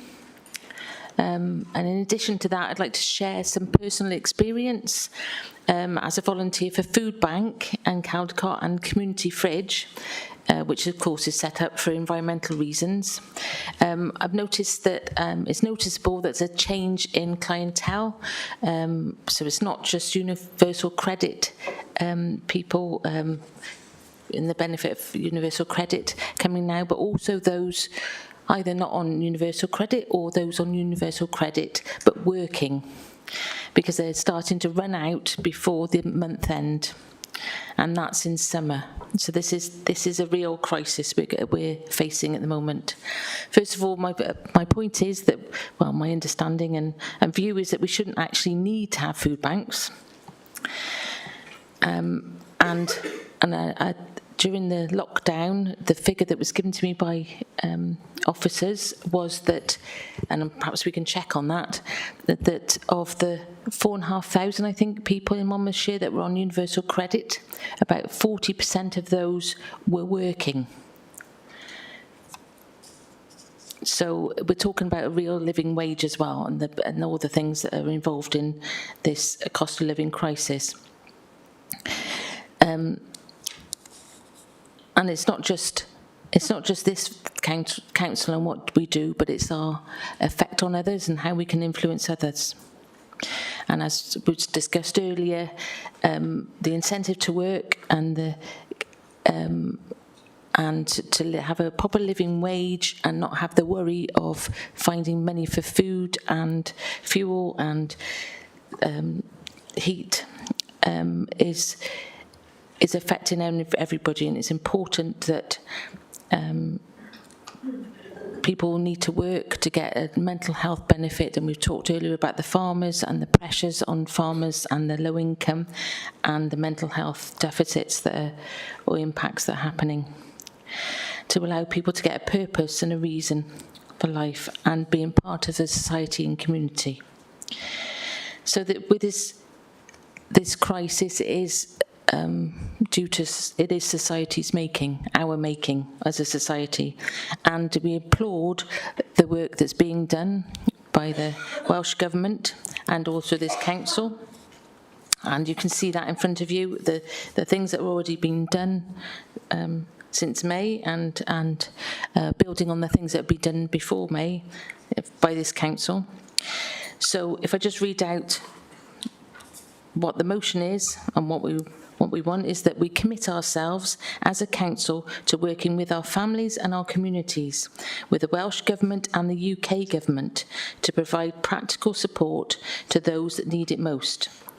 We ensure we continue to take a coordinated approach towards addressing the cost of living emergency. Okay, thank you, Chair. Thank you, Councillor Bond. Do I have a seconder for this motion? Councillor McConnell. Councillor Neil.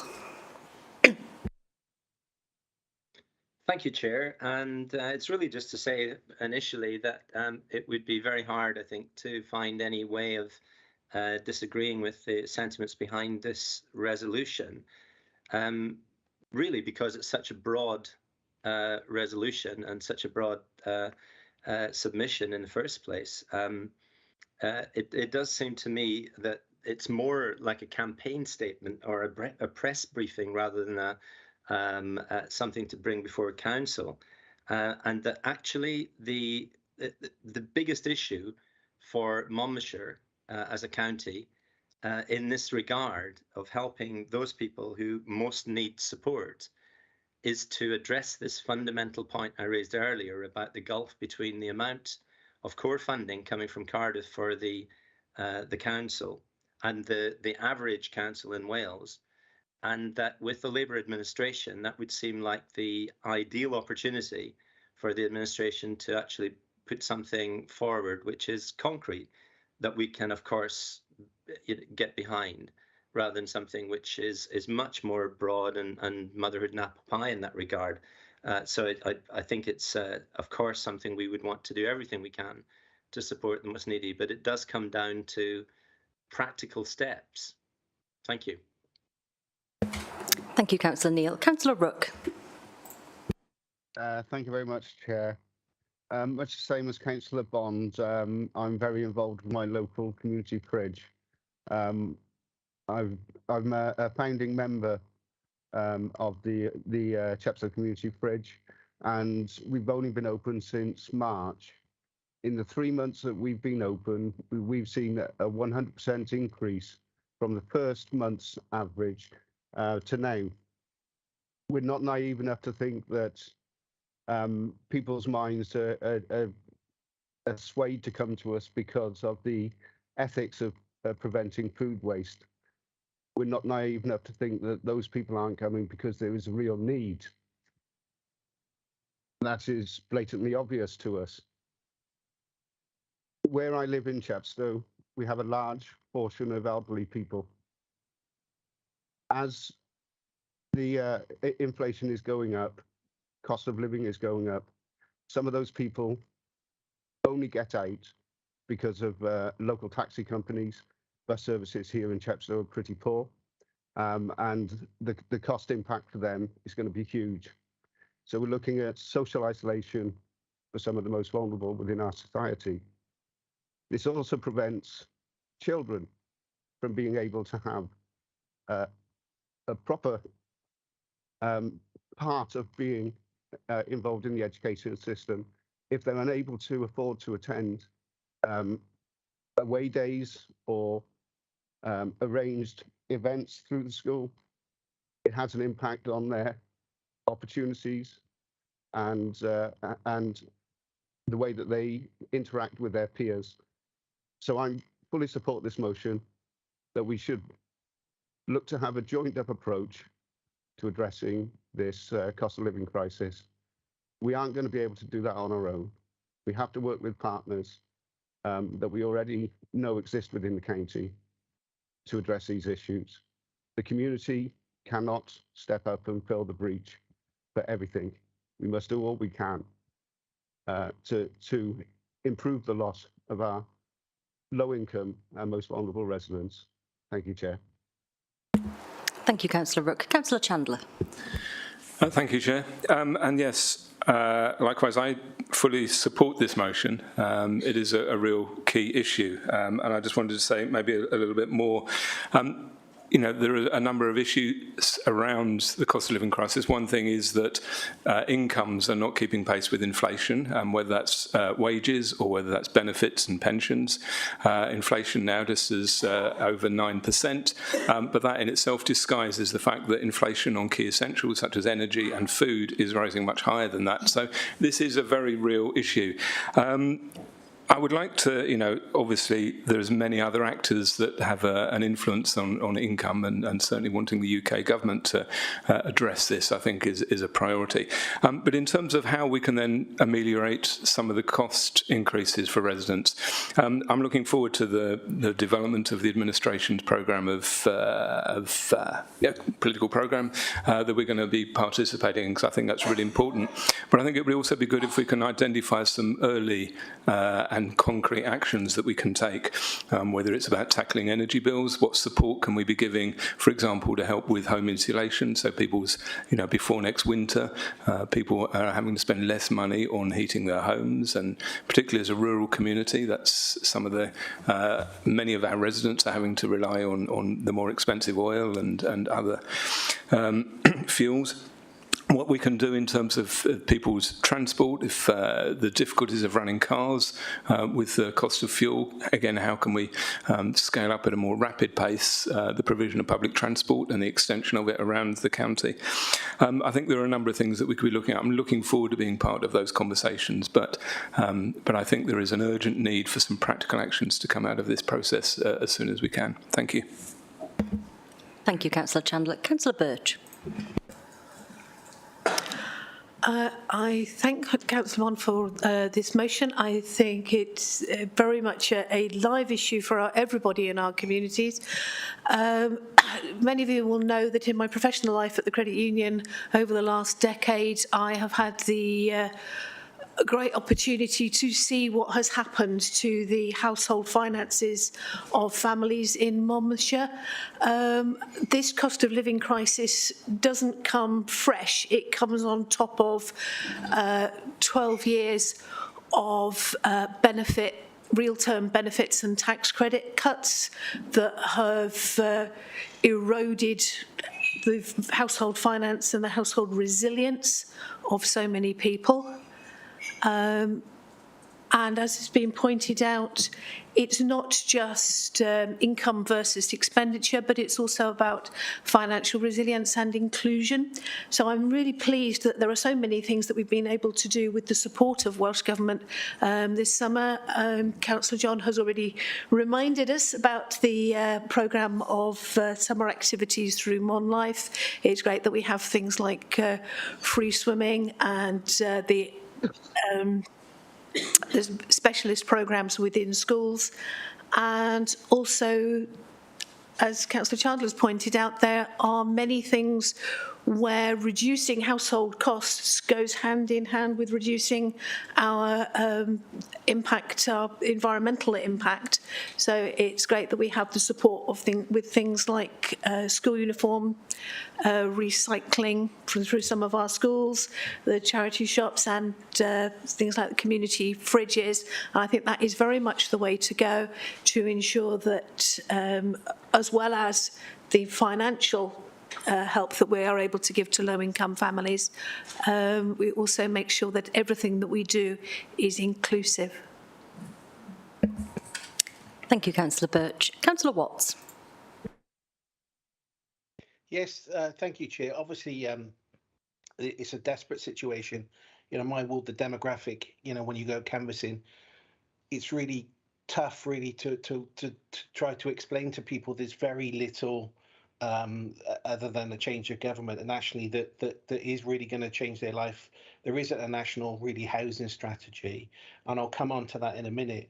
We live in a society now where there are more food banks than there are McDonald's in this country. That's how wrong our society has become. From a local perspective as well, we have a disproportionate kind of problem here, in as much as the house prices are so perversely expensive, and that's in part because of, you know, the movement of people around Sevenside, people coming into Chepstow. You know, this is putting aside all the issues about food inflation. You pay more for petrol as well in Chepstow, all of those things. But housing and a disproportionate amount of money that goes out of the family purse on a monthly basis, whether it's on mortgage or rent, is just taking up, is consuming everything for everybody. Last year alone, we saw an 11% increase in Monmouthshire's house prices. You can buy a former council house in my ward for £260,000 now. So my view is, so we can all say, well, it's politics and, you know, Armand's having to go at the Conservative Party or whatever, but the reality is that we can do something, and we debated this many, many times before. We have to go back to looking at building houses. And what I mean by that is council houses. We can start to then take up and solidify then future generations, build homes for people. And I believe passionately about that, because then that also kills off some of the perversities that we see in the housing market. It's a supply and demand. If you take away some of that, that add some more supply and take away some of that demand, you eventually will hopefully try and get on top of that problem. But we're not dealing with it. And the other problem is as well, is jobs. The jobs, excuse me, the jobs that we're attracting really aren't particularly well paid. The only growth in the job sector in Monmouthshire is in the care sector. And that's a reflection of overall demographic. The average working age in Monmouthshire, compared to, say, the 20-somethings in Newport and Bristol, is 46. So we have to address all those problems from an economic perspective, from a housing perspective, and I'm confident the new Labour administration will do that. Thank you, Chair. Thank you, Councillor Watts. Councillor Howarth. Yes, and thank you, Chair. And yes, I will support the motion this afternoon. A very important motion as well. And we as councillors, we have a duty and obligation as well to do what we can to help everyone within Monmouthshire. But I just want to relay to members something which is really interesting, which nobody ever talks about. But in reality, in October, we're going to see a massive increase in our consumption of electric. But the problem we do have is with all this is during the increase, which was not very long ago, standing charges was the increase. It was not the unit of electric you were using. So everybody had a standing charge increase. whether you're a low-income family and whether you were relatively middle class or upper class. Everybody had a standing charge increase. That was never put out there, right? Now that standing charge increase, and I'll give you an example. In last year, the standing charge increase has gone from, it's nearly doubled. The unit rate has gone up very little. That unit rate will go up in October, and that's when we will see mass problems out there with people who just cannot afford to pay that second increase. But the first increase, the standing charge, is to pay for the green tariffs and the green energies and the green projects that we're wanting to put out there into the domain. We've got to pay for that somehow, and we are all paying for that. But the poor are paying for that as well. The poor who have got no realistic view of how they're going to get something from that. They've got to pay that standing charge. And I'm surely the Welsh government and the British government need to do something about this, because at the end of the day, October is going to be D-Day for a lot of people. Food banks, yes, we'll help all we can. Oil, I have to have oil because I don't have anything else here. I'm paying virtually 100% more to heat my water in my property. 100%. We have nothing else. I know people in my ward are still on coal. They're still using fossil fuel because they have no other means of running their properties. We're talking the 21st century here. People are still using fossil fuel to heat their homes. And I know there's places, other places in Monmouthshire. We have to be really realistic here, Chair, of direction of where we're going to go. We can do everything we can to support these people who have need, and I've realised more than ever now how need is wanted out there. And we as a council have to do more, and we'll have to deliver more. I'll go back to the play schemes in summer. A lot of parents where I live, they can't afford to send their kids to play schemes.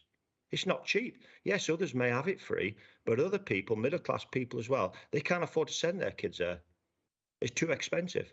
So we as a council as well also have to do more as well to help middle-class families as well. And that's what we're talking about, food banks here. Thank you, Chairman. Thank you, Councillor Howarth. Councillor Riley. I would just like to say I'm not booking myself 2 slots. I had a bit of a shaky hand there. Obviously, I support the motion. I would like to. I have some issues with the Welsh government thing, and I go back to what Councillor Howarth has just said about direction. Unless I read it wrong at the scrutiny meeting that Councillor Neil chaired earlier in this month, there was praise for the Welsh Government and the fact that Monmouthshire is in the financial position it's in because of the support from Welsh Government. So what I would like to do, just briefly, is to just, for pointing of direction, I would like to read something from the Sunday paper by Mariana Mazzucato, who was a professor at the University College London, who says, the UK economy is plagued by lagging productivity, stagnant wages and low growth, all now compounded by the cost of living crisis. It is energy prices and corporate profits, not wages, that are driving current inflationary pressures. So I just think perhaps we need to look a little bit in a different direction. Thank you, Councillor Riley. Councillor Griffiths. Thanks very much. And the motion is primarily about committing this council to action which will mitigate the effect of the cost of living crisis on our communities. And it sounds as though we're all going to support that, and I welcome that support. But I would want us just to take a step back and ask ourselves, what is the cause of this cost of living crisis? We can look at the immediate. We know that there's disarray in the global energy market. We know the effect of the dreadful, horrible invasion of Ukraine by Russia. Those are having an effect. But the crisis, the rate of inflation on food and energy, is at least twice as great in the UK as in the rest of Europe. One reason, I think the most significant reason for that, is that there's been a fall in the value of the pound. There seems to be an embargo in British politics across all the main parties about mentioning the word Brexit, but I suggest that fall in the value of the pound is related to Brexit, and the cost of living crisis is related to that. So I think we will need at some stage to relook at the way in which we relate to European markets, open those markets, and see the effect that that has on the value of our currency. But a more significant and long-term reason why the cost of living crisis is so penetrating in the UK is because of the gross inequality within the UK. The Resolution Foundation last week reported that the UK is now the most unequal economy in the whole of Europe. Monmouthshire has been defined as the most unequal county in Wales. We are therefore the most unequal county in the most unequal country. And it is that inequality which makes the vulnerable in our county suffer so extremely from this cost of living crisis. And the inequality has not always been there. Back in the Second World War, we achieved a political consensus to diminish inequality in this country. The Liberal politician Beveridge led with his report. He got the support of the ex-Liberal and Conservative Prime Minister Churchill, and it fell to the Labour leader Attlee with the support of such strong Welsh politicians as Jim Griffiths and Nye Bevan to establish a consensus to drive out the inequality within this country. And they established a consensus that that was the way forward. And the steps they took were taken up by the likes of Eden and Macmillan as Conservative leaders. By 1980, we were the most equal country in Europe. Now we're the most unequal. And what changed in 1980? It was a change in political philosophy and political values. The Thatcher government, determined to turn her back on the previous Conservative governments, informed by philosophers such as Hayek, economists such as Friedman, made a virtue of inequality. Those philosophers telling us that a successful economy was by definition an unequal economy, that economies could only grow and prosper where there was inequality. I want to argue now that after 40 years of that experiment, they have been proved wrong. It is actually inequality which is the cause of so many of our economic problems. We're in a situation where we have low growth and low productivity because our businesses cannot sell their wares, cannot sell the fruits, the products that they can produce, be they services or goods. And the reason for that is that so much of the income generated is being creamed off in our unequal society by the super rich and squirreled away in the Cayman Islands or wherever else. It is not being recycled into the economy, and it is not being used by purchasing power for the poorer people, for the middle classes in this country, to actually generate a productive and successful economy. The experiment of the last 40 years of creating inequality is failing because the inequality is creating the cost of living crisis, is creating the low growth and the high and the low growth and low productivity.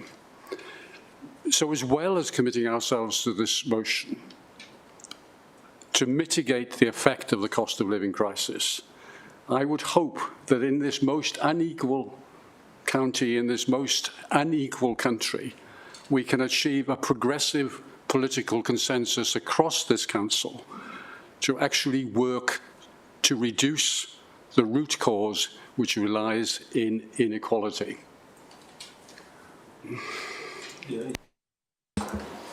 Thank you, Councillor Griffiths. Councillor Powell. Thank you, Chairman. Thank you, Councillor Griffiths, for that history lesson. I think I'm probably the oldest in this room, and I know a lot about the history, but it's not about history that we're speaking today. Today, we're doing our best to manage something which is in our hearts for everybody, and that is poverty and the state of the living as we are now. One thing I would like to say is that just because people live in a G house doesn't mean to say that they're well off. And this is how they work out Monmouthshire. Because Monmouthshire's got more G-band houses than other places, it makes it look dearer. But I know there's a lot of elderly people who are staying in the house that they lived all their lives that are struggling to make ends meet, but they're having to pay dearly for staying in the house which they love. It's heartbreaking to see people having to go to the food banks who normally wouldn't have to go there. And I hope that we can, I'm very much in favour of this motion, and I hope that we can help people to the best of our abilities. I think providing as much as we can for the children during holidays and that they don't have to pay for is a marvellous thing, and I hope we can go on doing it. That it's not just the children, it's the people of my generation. A good many of them have probably put a little bit of money away, but doesn't worth very much now. My husband and I retired, if you can call it me being retired, 20 years ago. And I had never paid much into a stamp, so I only get half a national pension. We had a little bit of a prudential pension each, but because he'd paid in more than I had, we took it on the second death, because if he died first, I wouldn't manage.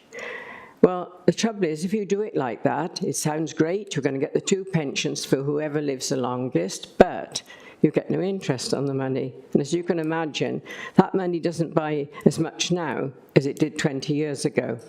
And there are quite a lot of people in the same situation as myself. I'm not complaining about poverty because I'm working here and I've got salary coming in from here.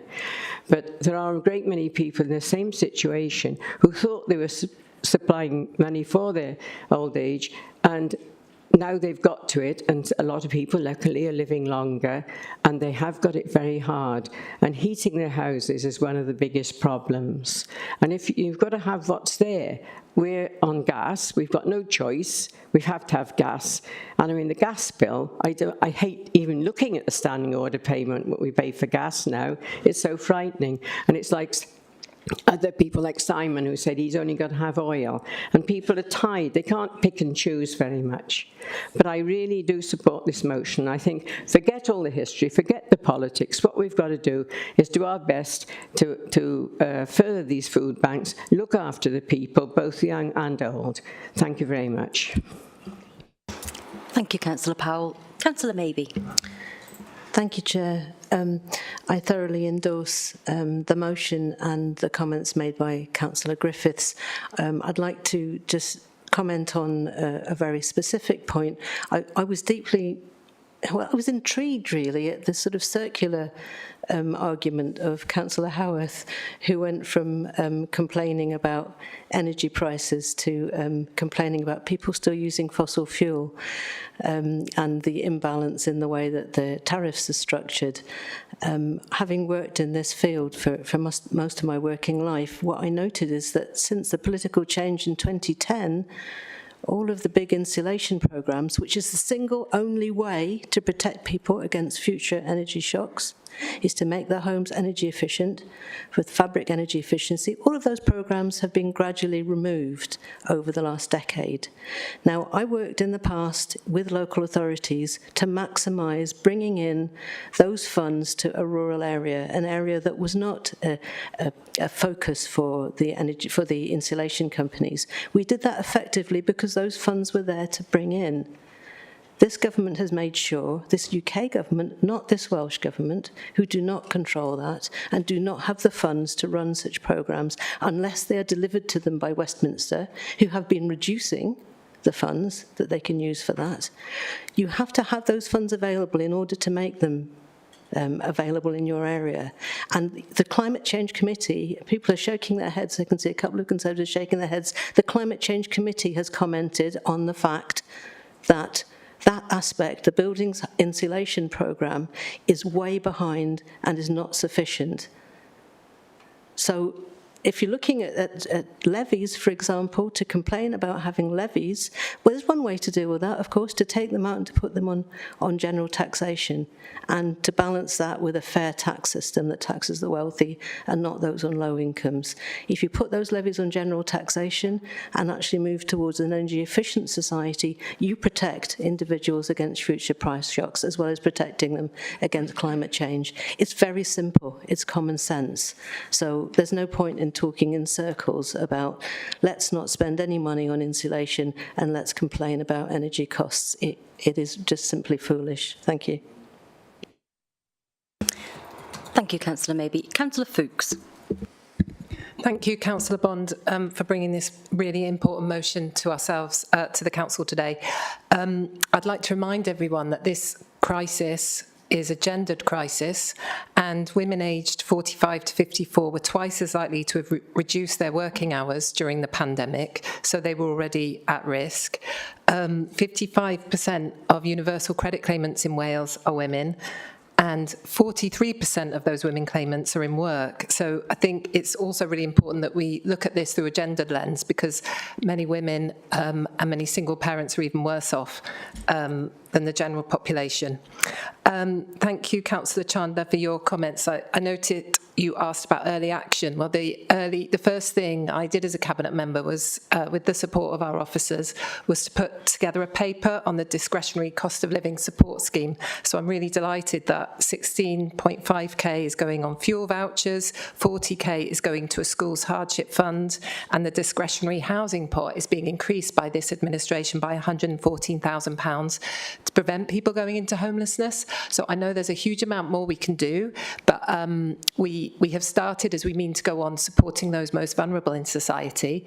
And I'd also like to mention the cross-party work that has been going on previously on an inequality grant. And I think that's really interesting, because we're working to try and understand the character of poverty in Monmouthshire. I know Councillor Griffiths spoke very passionately there about inequality. And what we want to do is try and build the case for a specific intervention to reflect this. Thank you. And obviously I would urge everyone, and I'm delighted to hear that people will be supporting the motion. Thank you, Councillor Fuchs. Councillor Brocklesby. Thank you, Chair.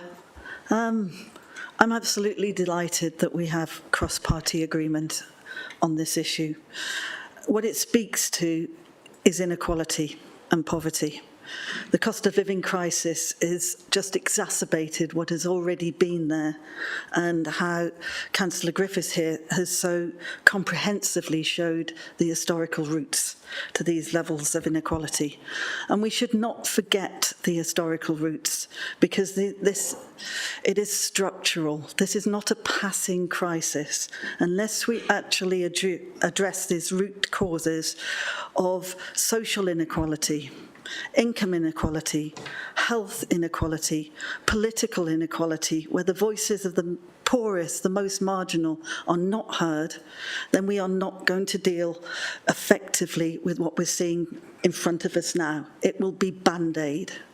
So I'm curious as to why Councillor thinks that we should go back to the Welsh Government and address what he considers the core inequality of how much resources are given to Monmouthshire. If only that was the only thing we had to worry about to deal with inequality. It's certainly not. And I would remind the Councillor that, in fact, the real issue is the Barnett formula, which we discussed in the last council, and the way that it is very much to the detriment of Wales.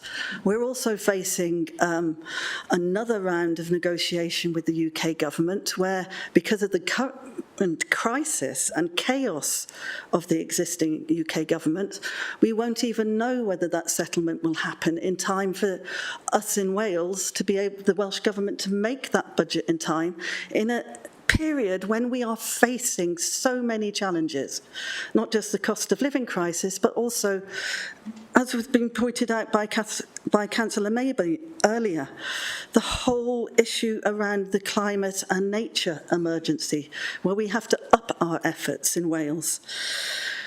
We need to consider that, and I would hope that my colleagues across the council would consider lobbying both our MP, but also working on the UK government as to how they will devolve resources to Wales, which historically has been divested of the money needed to deal with inequalities. That's why we have got the poorest groups in the UK, not because we're incapable of dealing with it, because decade after decade of lack of investment. And I would also add that the Welsh Government is well aware of the rising situation of income poor and asset rich. One of the reasons of this is well over 10 years of focus on increasing housing values rather than increasing housing stock.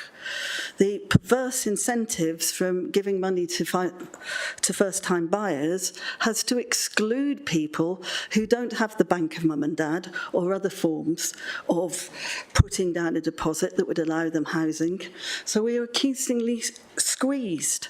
So how is the Welsh Government going to deal with something which is often beyond their control? One of the things they are starting to look at, and I would encourage everyone as individuals here, we're going to do this as a council, is to take part in the recently announced Welsh Government consultation on council taxes.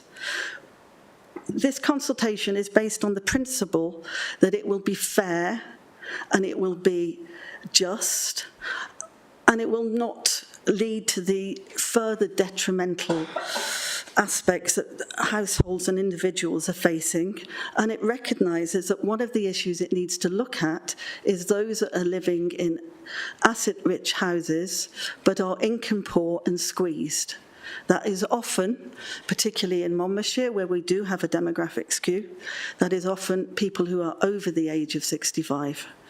And they would welcome examples from all ward councillors. I have many examples in my ward, Llanelli, of people who have lived in their houses, in some cases, since they were born.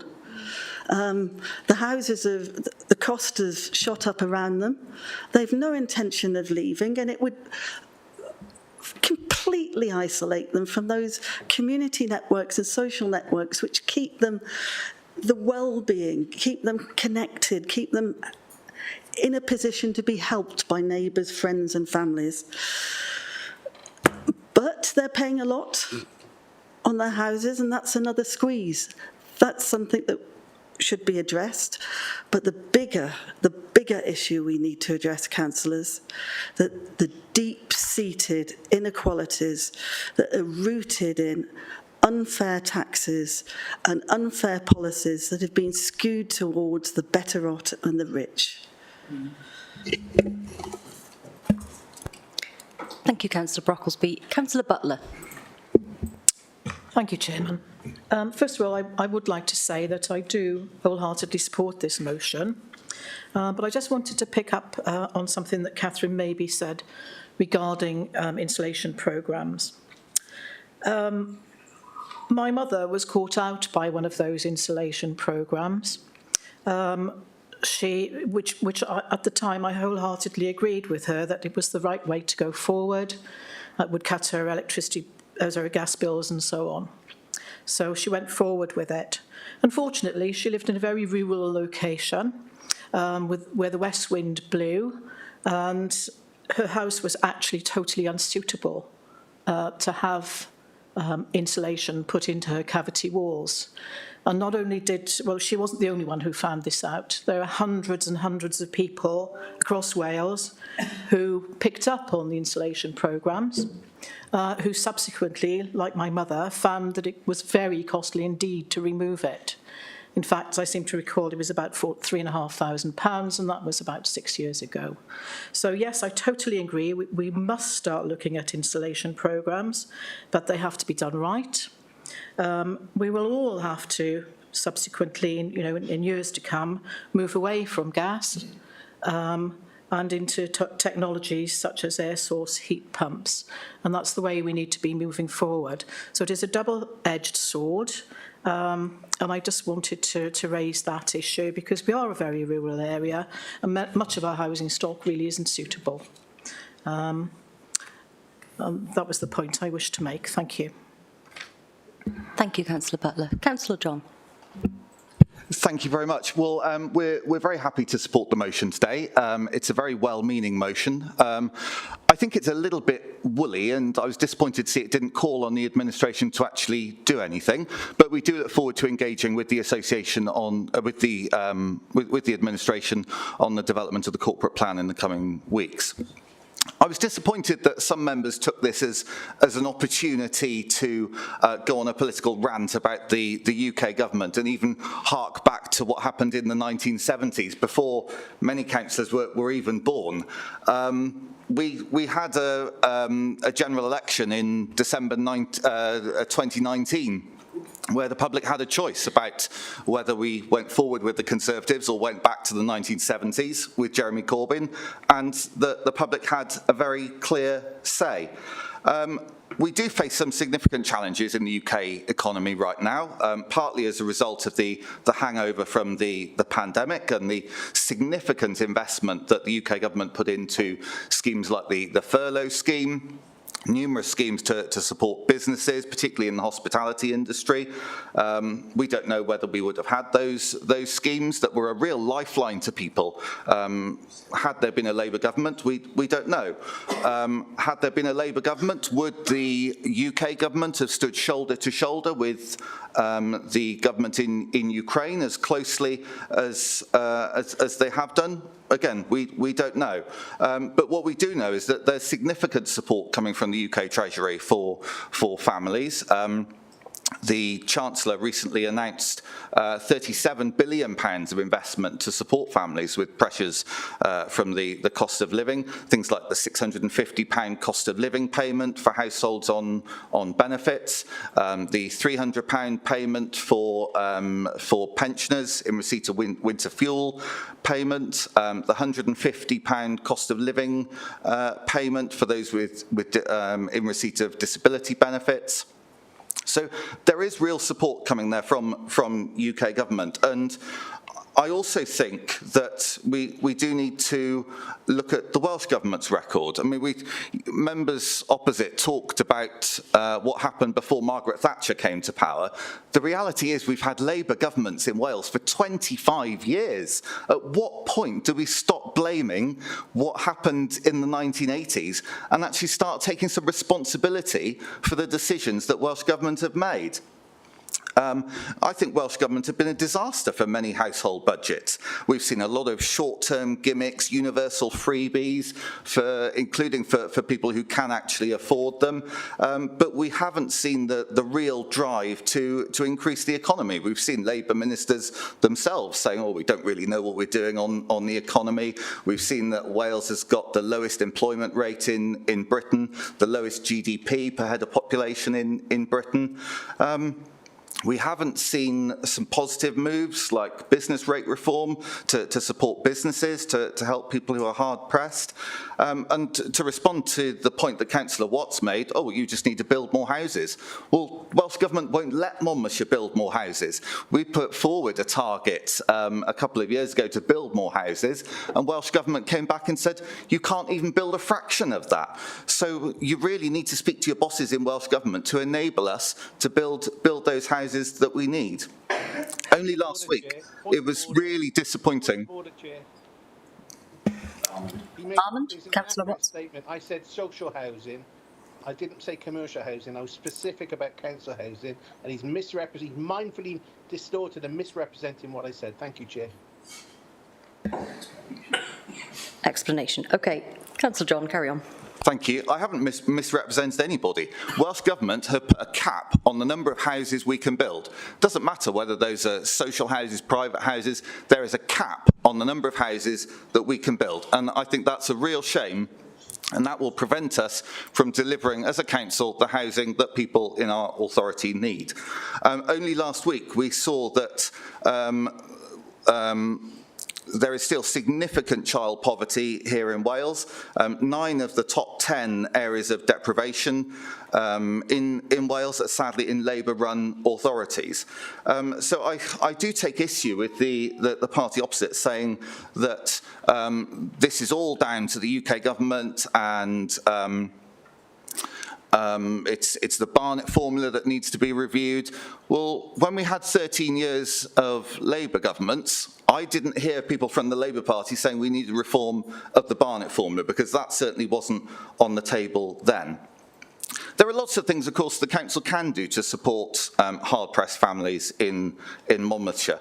One of the things they can do, and we look forward to their first budget next year, is to keep council tax low and to make positive decisions that will protect the services that our residents rely on. And we can do that through greater innovation. We can ensure that we avoid council tax revaluation, which I want to talk a little bit about later on. We can lobby for better funding from Welsh Government to protect the to address the imbalance whereby Monmouthshire receives about £1,176, I think it is, per head of population. There are neighbouring councils that get over £1,800 per head of population. If we were funded just to the Welsh average, we'd have an extra £40 million every year that we could put into frontline services to support families and keep council taxes low. There are other things we can do to keep taxes low and protect the services that people rely on.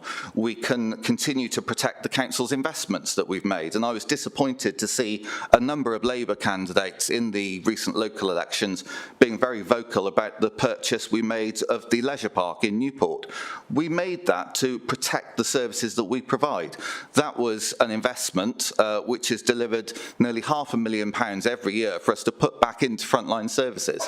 That was £21 million that we borrowed. It's not £21 million sat in the account that you can spend on a range of other things. So I really hope the administration isn't going to flog that, because if you do, you're not going to have £21 million that you can then put into other things.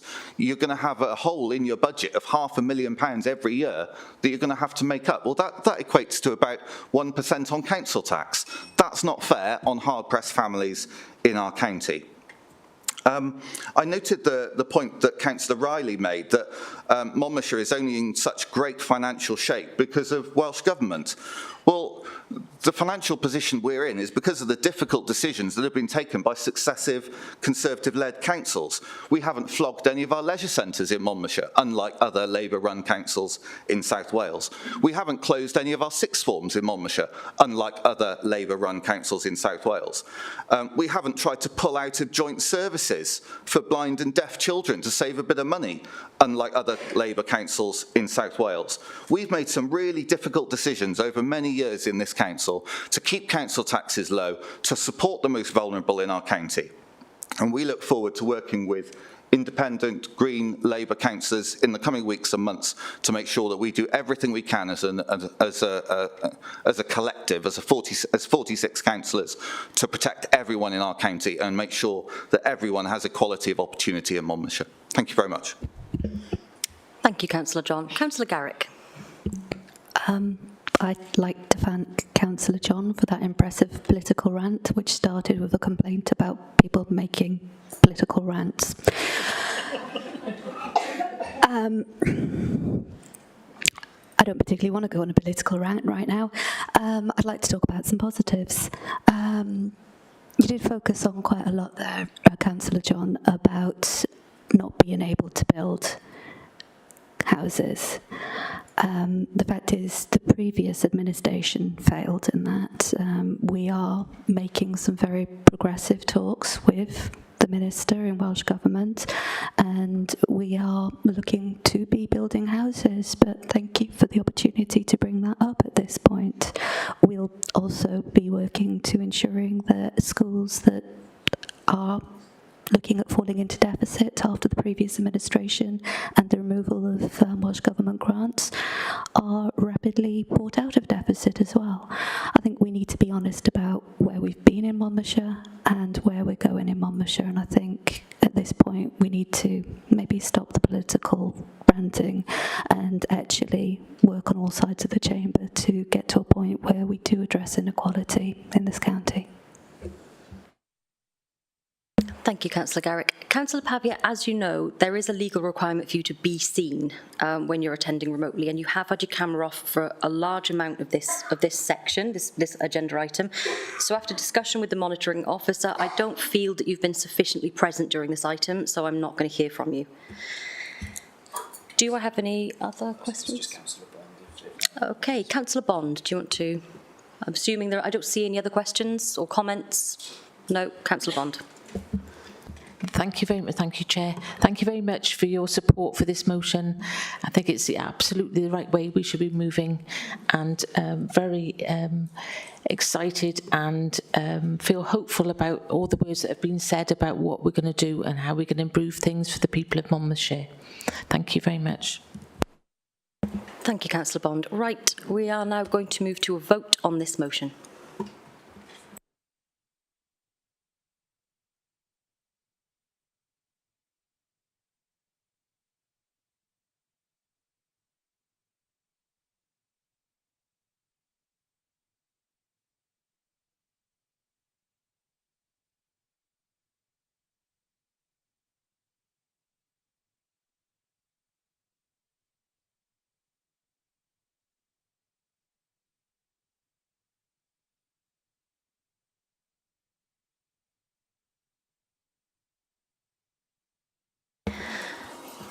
Councillors, of the votes cast, that has been carried unanimously. So now we will move on to Councillor John's motion. Thank you very much. Dialing 999 in a life-threatening emergency is something that hopefully any of us will rarely have cause to do. However, when that moment arises, and somewhere in our county it does happen every single day, we need to have confidence that ambulance crews are standing by. The proposal from the Welsh Ambulance Services NHS Trust, if implemented, will make it less likely that residents in Monmouthshire will get that rapid response in their moment of desperation. We have 3 ambulance stations here in Monmouthshire, in Abergavenny, in Monmouth, and at Parkwall between Caldecott and Chepstow. The ambulance service is proposing to remove the 2 rapid response vehicles from the Chepstow and Monmouth stations, which would leave these 2 stations with just 1 emergency ambulance each, which will impact on the service across the entire county.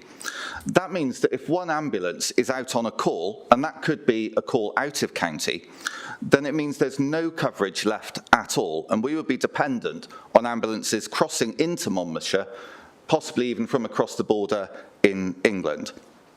The rapid response vehicles are really important because they're often the first responders to a life-threatening situation. They can be mobilised and ready to respond to 999 calls more quickly than emergency ambulances. They have quicker response times, and they're unavailable to respond, and they're only unavailable to respond to other calls while they're waiting for an ambulance to arrive. And once the ambulance has arrived, the RRV paramedic may stay and help, but is effectively free to then respond to other 999 calls in the area. An RRV paramedic can help prepare a patient for transport, so an ambulance is on scene and on the call for a shorter period of time. An RRV is on a call for less time than an emergency ambulance, which has to transport the patient to hospital before it can then be considered available again, which means that the RRVs are actually available to 999 calls for a greater proportion of their working day. Now, I'm grateful to the thousands of Monmouthshire residents who've signed a number of different petitions against these proposals, and also to the volunteers who've given up their time to collect signatures and fight these reckless plans. I'd particularly like to thank Monmouth residents Lorraine Allman and Terry Curtin for their work in the Monmouth area. Now, ambulance response times are already poor in South East Wales as it is. In May, less than 60% of call-outs to Category A immediately life-threatening calls had a response within 8 minutes. And we know that due to rurality, the response rate in Monmouthshire is likely to be even worse than that. But yet again, it feels that Monmouthshire is set to be the victim of sweeping centralisation because bosses are looking at the Anar and Bevan Health Board footprint and moving services towards the critical mass of population between Newport, Torvine and Caerphilly, meaning that our residents who disproportionately live in either rural communities or in border towns lose out. We've seen that with the centralisation of minor injuries units and the stripping of accident and the stripping of the accident and emergency unit from Neville Hall in Abergavenny. Now, this is all against a backdrop of significant challenges in the NHS, which go way beyond the scope of today's motion. But I do hope that we will have a chance to debate this at a future date. Because while we as councillors are not directly responsible for the NHS, I believe we do have a responsibility to stand up for our residents. And I believe that as councillors, we should be playing a greater role in holding NHS bosses to account for the delivery of health services in our area. So my motion today aims at uniting all 46 of us in opposing these plans, which I think put our residents at risk. And it also requests that senior ambulance service bosses attend one of our select committees for pre-decision scrutiny on their proposals. I think it's outrageous, really, that NHS bosses, who between them spend £9 billion of taxpayers' money and oversee services that make the difference between life and death, are only really accountable to one individual in Cardiff, the Welsh Government Health Minister. So I really think there's scope for a future debate about the role of the health service and how it can be more accountable to local elected representatives. So if today's motion is passed, I think the leader would be the most appropriate person to send that letter and making that appeal to the ambulance service, making our views known as a council, but also putting in that request that we have an opportunity to quiz senior ambulance executives about their proposals in the way that any decision made here at the County Council would be subject to that pre-decision scrutiny. I think that would be a really important opportunity and a chance for members to make their views known and to stand up for the people of Monmouthshire. Thank you. Thank you, Councillor John. Councillor Neil. Thank you, Chair. This I strongly support the motion, and the proposal by the ambulance services is entirely the wrong direction. The NHS and ambulance services have pursued efficiency at the cost of capacity and capability. And whilst that's understandable, it may make sense in a management spreadsheet in a strategy for South Wales, but proposals such as this inevitably diminish service capacity and capability with a detrimental impact on lives, which means keeping people safe and well. This is invariably true in more rural areas, such as Monmouthshire, as we've heard from Councillor John. Efficiency in more densely populated areas further west may be measured in terms of distance and in heads of population, but for Monmouthshire it must also be about time of response time taken to respond to and reach emergencies. It means changing the current situation is likely to put lives at risk. And we should not accept these proposals. We should require the ambulance service to demonstrate that they have fully considered all other options and alternatives, and that they fundamentally respond to this issue, this critical issue of the response time required for ambulances to reach critical emergencies for our residents, and the impact that these proposals would have on the current ability, as Councillor John has said, which is already at a low point to reach residents in need in adequate time. Thank you. Thank you, Councillor Neil. My mistake, but I'm going to assume that you were seconding that motion, given that you agree with it. Lovely. Sorry. Councillor Callard. Yes, happy to. Lovely, thank you. Councillor Callard. Thank you, Chair. I fully support this motion. I think when it comes to ambulance response times, we know that any increase in the time to get to a stroke, a heart attack, has a severe consequences in terms of the outcome for that patient. It's really key that we're able to keep response times in Monmouthshire as low as possible. And I know myself, many other residents in the Abergavenny area have keenly felt the loss of the accident and emergency and paediatrics unit from Neville Hall. I'd also like to add that one of the problems affecting ambulance capacity in Monmouthshire is the wait times for ambulances outside of the Grange Hospital, partly caused by there not being enough beds in that hospital.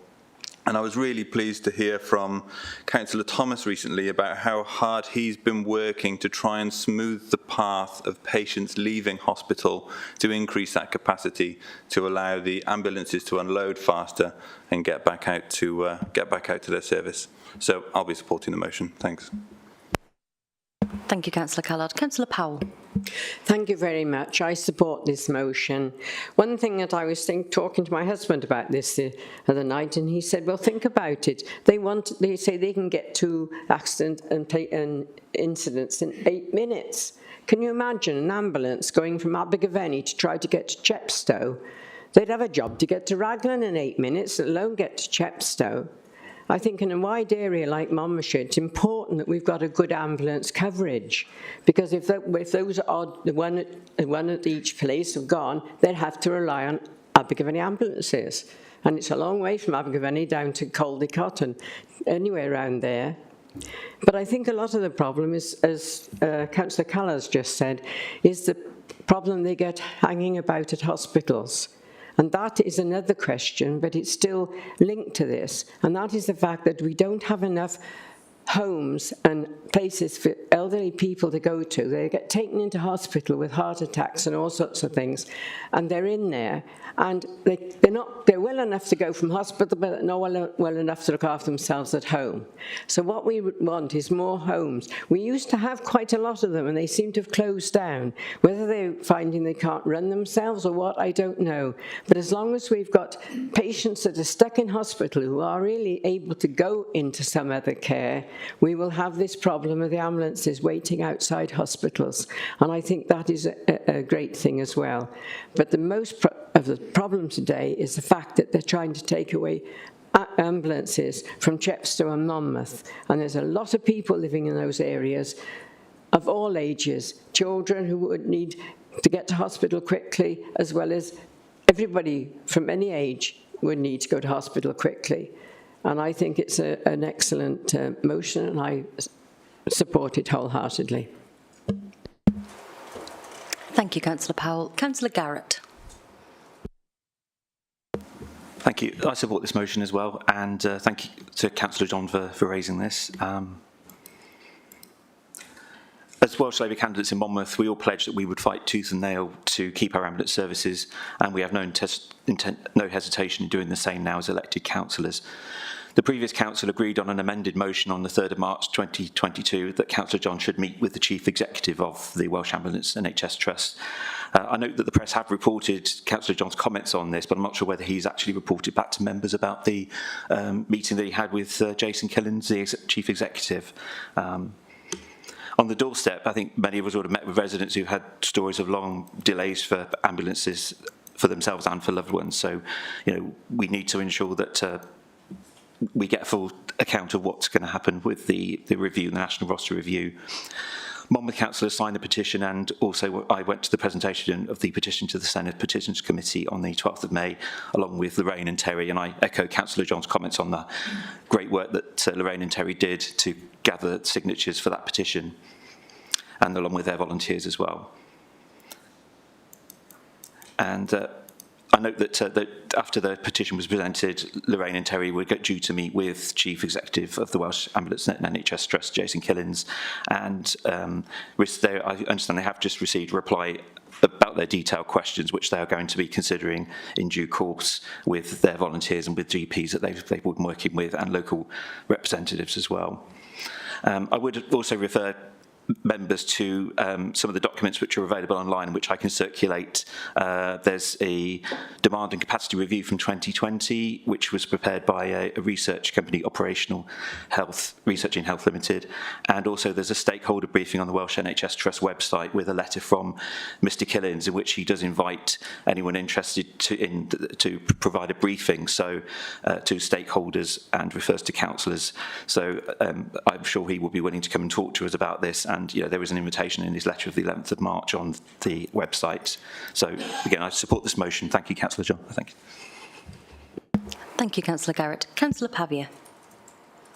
Thank you, Chair. I'm not going to rehash the arguments I put forward when we debated this earlier this year. I think those points have been eloquently put by Councillor John in opening the motion debate, and certainly everything I said is on public record in relation to the concerns around the rationale and obviously the commissioning process for the review work.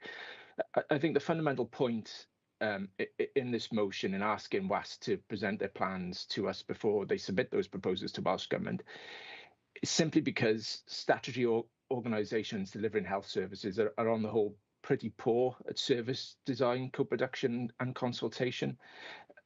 Councillor Watts will know only too well the engagement and consultation challenges we run into in Chepstow in relation to the local health board's decision making on the minor injuries unit, on the rationalisation of dementia beds at Chepstow Hospital, and even in relation to its clinical features programme. I remember the late great former Councillor Stephanie Dovey challenging health board executives at a public meeting about their strategic thinking in relation to the clinical futures programme.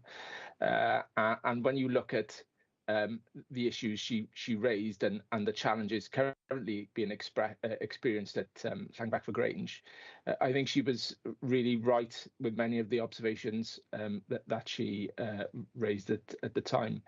So I think my point is that these large health organisations like WAST use their size and influence at Welsh Government level to push through change, which is often unthought through and unchallenged by various government arrangements that they have within their organisations. I think having WAST come to the council under one of the scrutiny committees and present their proposals ahead of the submission to government will allow us to do the due diligence scrutiny that the local government sector does so well. But also, if WAS do not consider our thoughts and views and any evidence that we present to them, anecdotal or in terms of quantitative, then it will allow us, I think, to send a letter to the Health Minister ahead of her decision making so that she and officials can challenge those proposals at a national level. So I do hope members will be able to back this motion. Thank you. Thank you, Councillor Pavia. Councillor Watts. Yeah, thank you, Chair. Like Paul, I don't want to repeat. Paul makes an interesting analogy, really, with the arguments around the Narren Bevan Health Board issue too with dementia care. Very, very similar. We need to really have some fresh dialogue with them, with fresh councillors. Hopefully, we can do that. I just wanted to raise on the point that we perhaps would have to rely on Gloucestershire.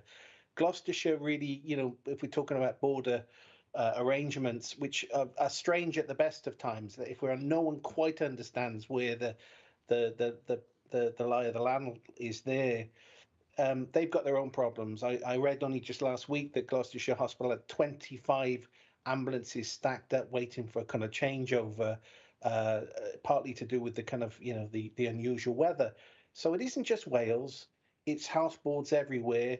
And most of the drivers behind this are economic problems. They're driven by, lack of resources, lack of budgets. So I don't want to be too hard on an Narren Bevan, but you do have to wonder sometimes when they don't have that natural, like, you know, us as an organisation, we're really kind of careful when it comes to public consultation. We're always mindful because, you know, we have to meet the electorate when we go down to the supermarket or walking the dog or whatever. It's a different attitude. So I accept the points that Paul's made. The culture needs to change there. But going back to the original motion, I'm happy to support this because, you know, putting the politics aside, whether you're Labour, Green, Lib Dem, although they don't exist on Monmouthshire anymore, sorry about that, or Conservative, whatever it is, our primary duty is to ensure that we look after the welfare and safety of our residents. Thank you, Chair. Thank you, Councillor Watts. Councillor Grocott. Thank you, Chair. I'd like to remind members that the motion here talks very specifically about the withdrawal of rapid response vehicles. A lot of the comments that have been made refer more specifically to shortage of ambulances. I don't very often talk about personal experiences in this chamber, and I don't think that members should, on the whole, do that. But I would like to share with you something that I shared with some of my cabinet colleagues recently, because it's pertinent. 10 years or so ago, I had a fairly major stroke. I was on the train arriving at Swindon, and as I got off the train, things generally fell apart around me. I was able to get out of the station and dialed 999 on my mobile phone, and that was about the last thing that I was able to do for myself. Within 5 minutes, an emergency response vehicle was there, and I suspect that I wouldn't be sat here talking to you this afternoon if that immediate response had not taken place. Because within the 10 or 12 minutes it took for the ambulance to get to me, the treatment had already begun with trained paramedics. I really do, I suspect, owe my life and my liberty to our National Health Service. And it would be a foolish person who objected to this motion. It is sad that the National Health Service is short of resources, and I guess that's what underlies the threat to withdraw these vehicles. But let's be clear, an ambulance is not the same as a rapid response vehicle. I owe my life to both of those vehicles, but the fact that a rapid response team was with me within minutes of having a stroke means, and some of you may not think it's a very good thing, but it does mean that I'm here able to represent people of Abergavenny on this council, and I will be eternally grateful for that, and I will fully support this motion. Thank you, Councillor Grocott. Councillor Eason. Thank you, Madam Chair.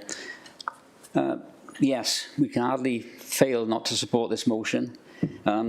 There's been discussions about Councillor Watts and Councillor Pavier about the experiences in Chepstow, and yes, that was the beginning of a thin end of the wedge. We lost the facilities of the MIU, we lost dementia facilities, and now there's a thin end of the wedge as the position we're going to be with the rapid response units. Everything we've tackled, we've lost, really. We now got to try to get things back. So we mustn't lose this one.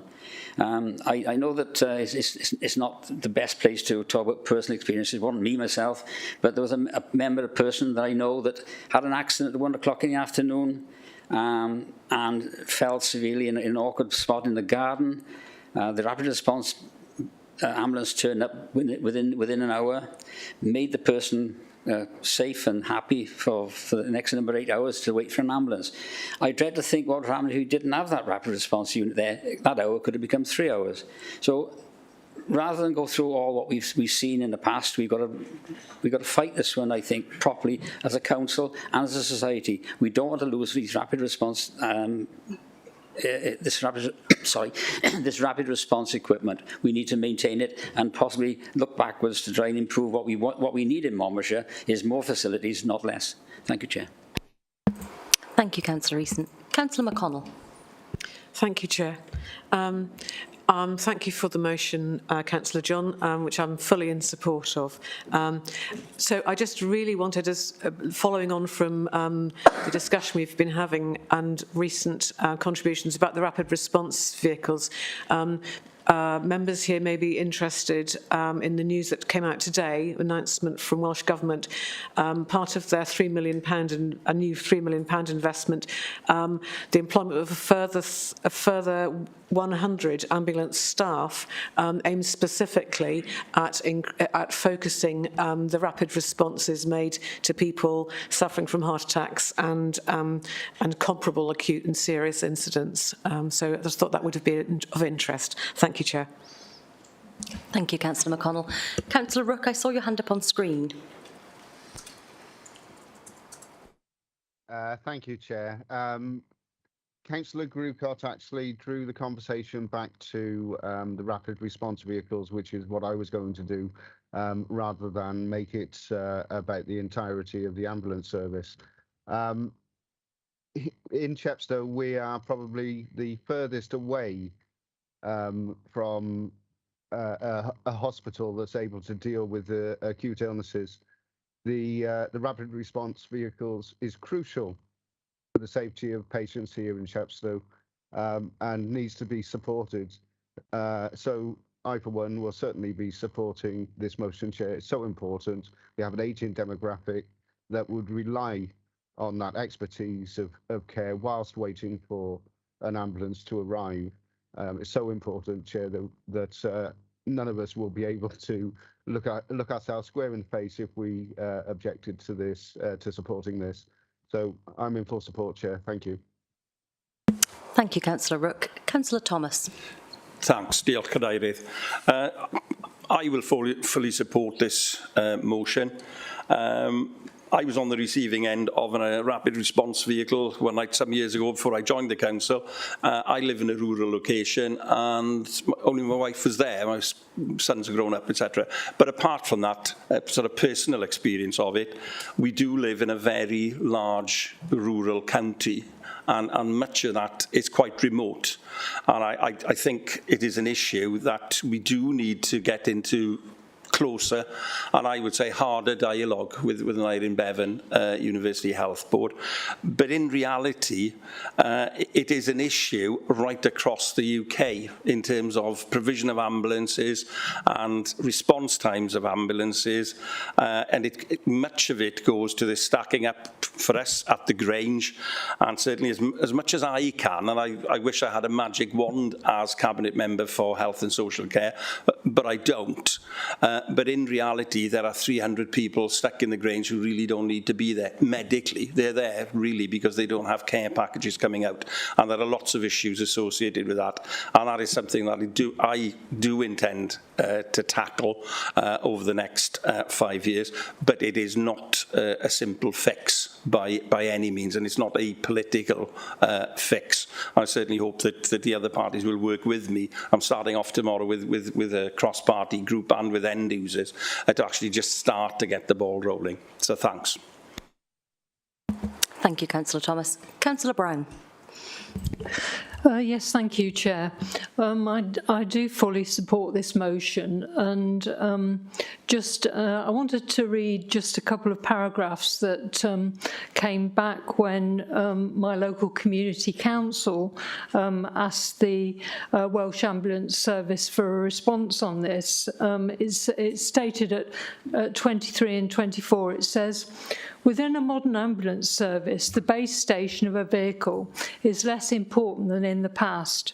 Our dispatch teams use sophisticated technology to ensure the closest or most appropriate ambulance is sent to an incident regardless of its base station. As part of the modernisation of our estate and improving the working lives of our staff, we are increasingly transitioning to a hub and spoke model of larger regional ambulance stations that provide all the facilities that a modern ambulance station needs, making including make ready facilities, team training facilities, gyms and rest areas. Now the problem with this is a very simple one, and it's to do with the fact that if most of the ambulance staff are based in a central larger regional ambulance station, including the rapid response vehicles, how on earth are they going to provide a rapid response to people in need who are based in rural Monmouthshire if they are practically located so far away? During the last 5 years, I've had the privilege of serving the fire authority, and the fire authority realise that they have to have local stations. And the reason they have local stations is so that they can get to the fire quickly. Now, surely the same sort of idea should apply to rapid response vehicles or ambulances. We need the local stations and we don't want them to disappear. So I would very much hope that this motion could be supported. But the weakness of this argument that we've got back is that, oh, technology can provide everything.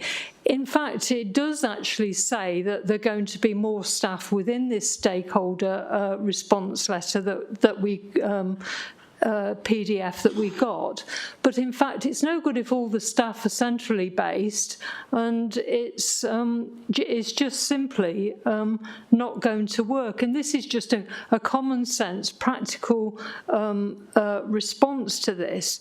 You know, in the meantime, I obviously support the ambulance staff having better facilities, but we also need the local stations. And you know, the practical reality is that if they don't reach somebody in time, then quite honestly, they just don't survive. It's as simple as that. In the same way, if the fire service doesn't reach the people in time, you know, there could be fatalities. So I think, you know, there is an analogy here with other services, and to have a centralised model, it might actually improve response times if you're lucky enough to live where the central location is, but it won't improve response times in places like Monmouthshire, where there's large distances to travel between the hospitals. So I think it's just a very practical argument that this just simply won't work, and I hope that I've explained that you know, simply enough. Thank you. Thank you, Councillor Brown. Councillor McKenna. Thank you, Chair. I fully support this motion. It doesn't matter what your age is, race, religion, gender, or even political party. We never know when we, or indeed our visitors to Monmouthshire, may need an ambulance or a rapid response vehicle. We should not be discriminated against because of our postcode. When Richard, John and myself were out canvassing in the elections, we spoke to several paramedics who were seriously concerned about this proposal. They fear that lives will be lost, but sadly they cannot speak up due to the risk of losing their jobs. We spoke to one paramedic who lives in Wales within our ward, but actually works in England, and mentioned the difficulties associated with Monmouthshire being a border county. Using ambulances or rapid response vehicles which come across the border comes with its own problems, because ambulance services in England are also stretched. We are a rural county, and it takes time to get from somewhere such as Newport to Monmouth, for example. As we all know, minutes can be vital to saving a life, and we do not want our Monmouthshire residents having their lives put at risk. I always say that once we lose a service, then it is very difficult to get it back. Therefore, I fully support this motion. Thank you, Chair. Thank you, Councillor McKenna. Councillor Griffiths. Thanks very much, Chair, and I was very impressed with Councillor Brown's analysis of the wrong-headed approach to over-centralising the service. Again, I think we have to look at deeper roots I think this wrong-headed approach is because of the pressures that are put on the ambulance service when they're queuing up outside hospitals.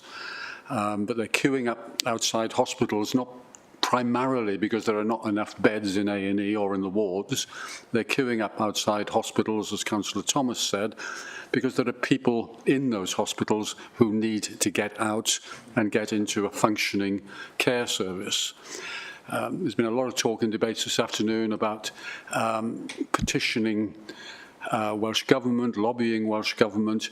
I think there's a very important opportunity, necessity coming up when we get to the Welsh Government's budget round. There will be enormous pressure on it to put more money into the ambulance service, to put more money into beds in hospital. I think the role of this council is to join with other councils to say that the highest priority is actually to get more money and a better functioning, and that means a better paid social care service. And if we can get that right, then the pressure on the ambulance service to centralise in this way will be diminished. I hope it's resisted because of our pressure today, but it'll be more easily resisted once we got the social care system working. Thank you, Councillor Griffiths. Councillor Bond. Thank you, Chair. Just to say that I totally agree with this, as it's very sensible to do, and everything's been covered. Thank you. I've heard it. Thank you, Councillor Bond. I don't see any other indications that people want to contribute, so we are going to move to a vote. I'm sorry, Councillor John. Concluding remarks. That's okay. I'll try and be brief. Thank you. Well, I absolutely agree with what Councillor Griffiths was saying a couple of moments ago. You know, there are bigger challenges in the NHS that are having a significant knock-on effect on the health service, and we do need to pay carers more. I mean, we were proud that we're still proud that in this county we pay carers well above the starting salary, well above the real living wage. I think it's just under £11 an hour. The real living wage, I think, is £9.90. But that's still not enough. We need to be going above £12 an hour. We're still, if you have the option of going for a job as a carer compared to working in a supermarket or working in a fast food outlet, they're still paying more. You know, and I think it says something about us as a society that surely the way we treat people who provide palliative care to the most vulnerable people in our county, that says a lot about what type of society we are. So I absolutely agree. It is to do with social care. It's to do with freeing up beds in hospitals, and you know, the queues of ambulances outside the Grange are well documented, and I do think there's a case for us to have specific debates about those challenges and the role for Monmouthshire in there, as Councillor Thomas alluded to.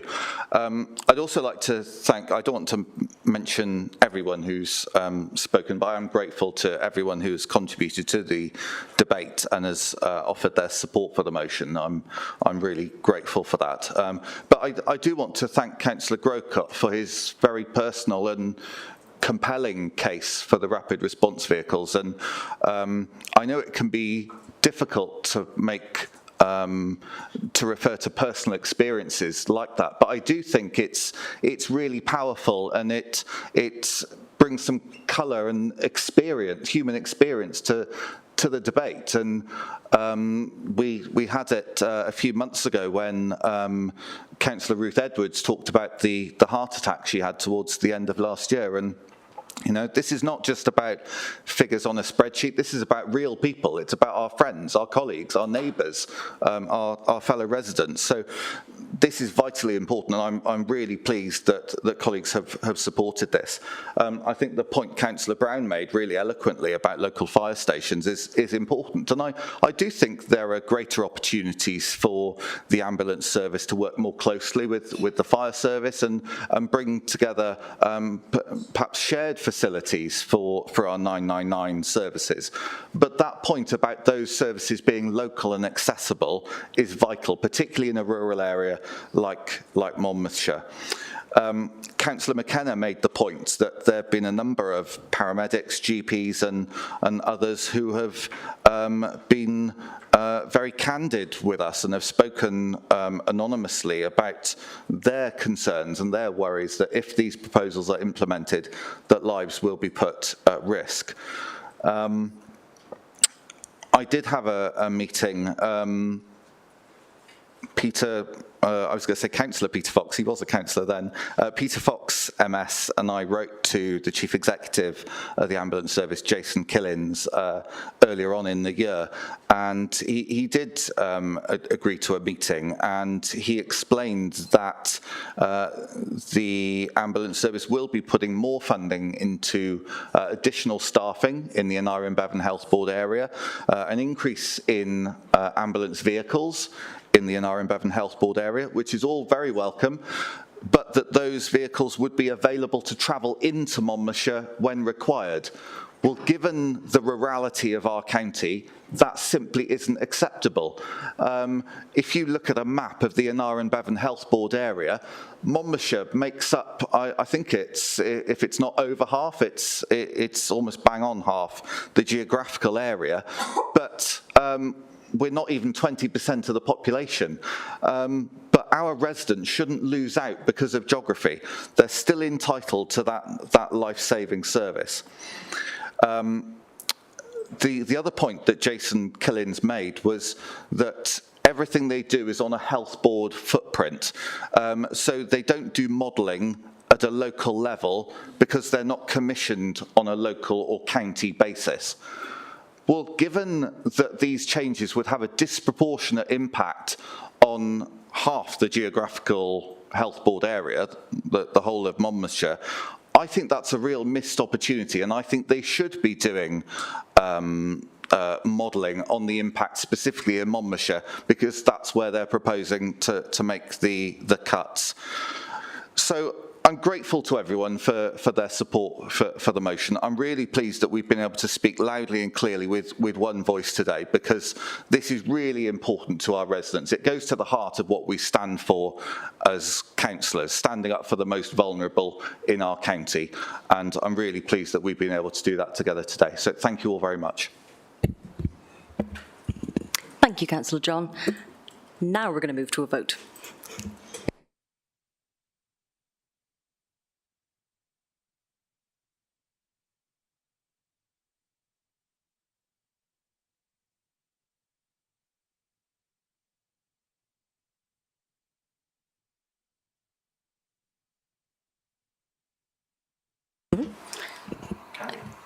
Councillors, that motion is carried. Now, we're at the point where I would normally give us a break, but we've only got members' questions to go. Do you want a break now, or do you want to carry on? I'm seeing a lot of carry on. Good, carry on we shall then. Members' questions. Councillor Bromfield.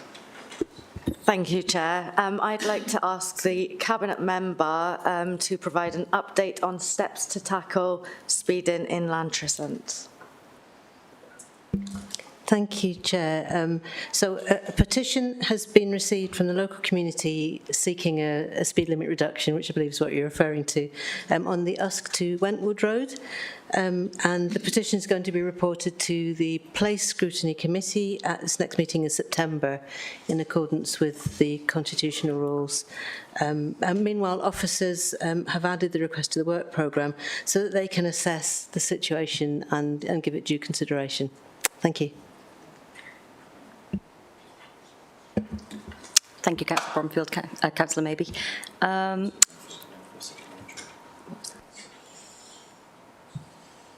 sorry, Councillor Bromfield. Thank you, thanks. Thank you for your answer.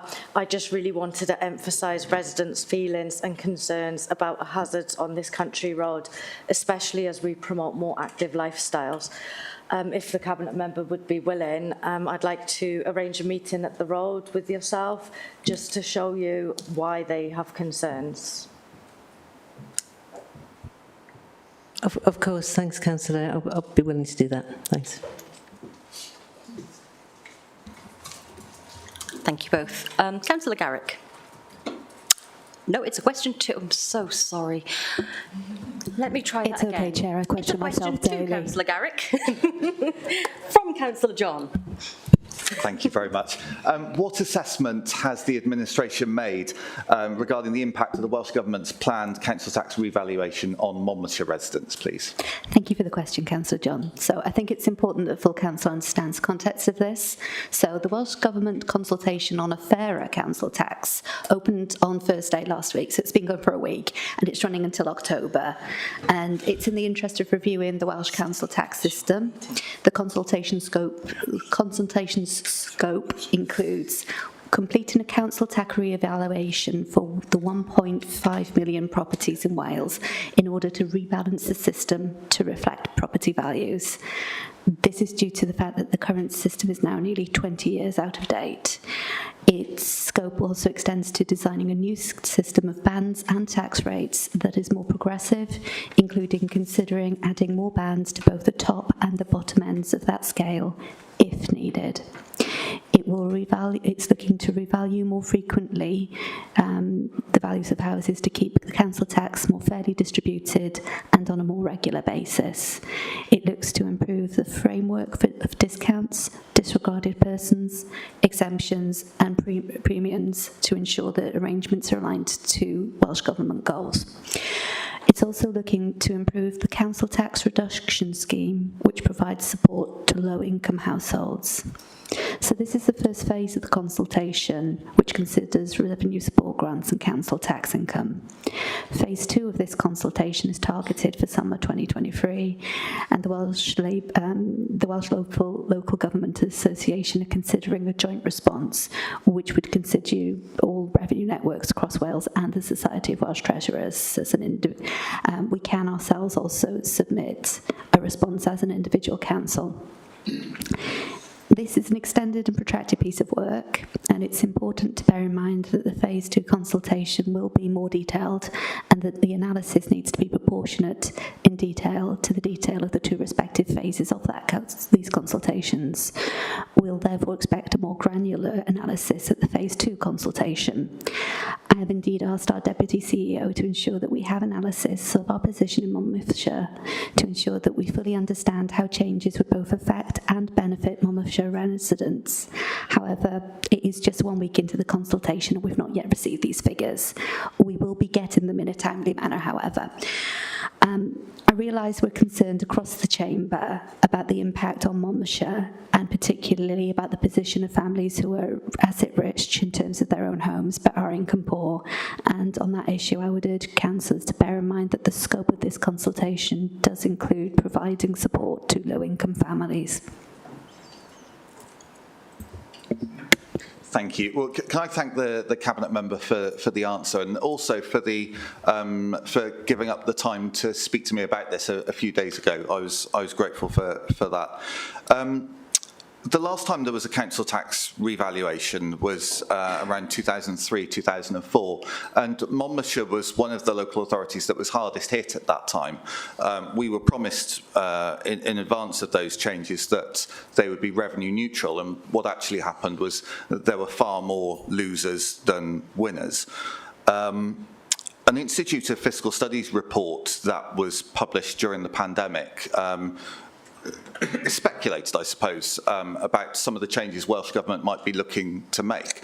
And it suggested that some changes could leave Monmouthshire residents, could result in average Band D council taxpayers in Monmouthshire paying perhaps as much as 32% more. So I was looking, I appreciate we're at a very early stage and we'll see how the consultation and Welsh Government plans develop. But can I ask at this early stage for an assurance that the administration will do everything it can to stand up for Monmouthshire residents and ensure that our residents are not disproportionately impacted by the changes Welsh Government decide on? Absolutely, we don't expect to be promoted, and we would not want Monmouthshire residents to be disproportionately affected compared to the rest of Wales. Obviously, I'm a scientist, I do need to see that data presented before we can sort of make those discussions, but we have until October to further discuss. Thank you both, and thank you, councillors. That concludes today's business. And our next meeting is on the 22nd of September, and I hope you all have a lovely summer.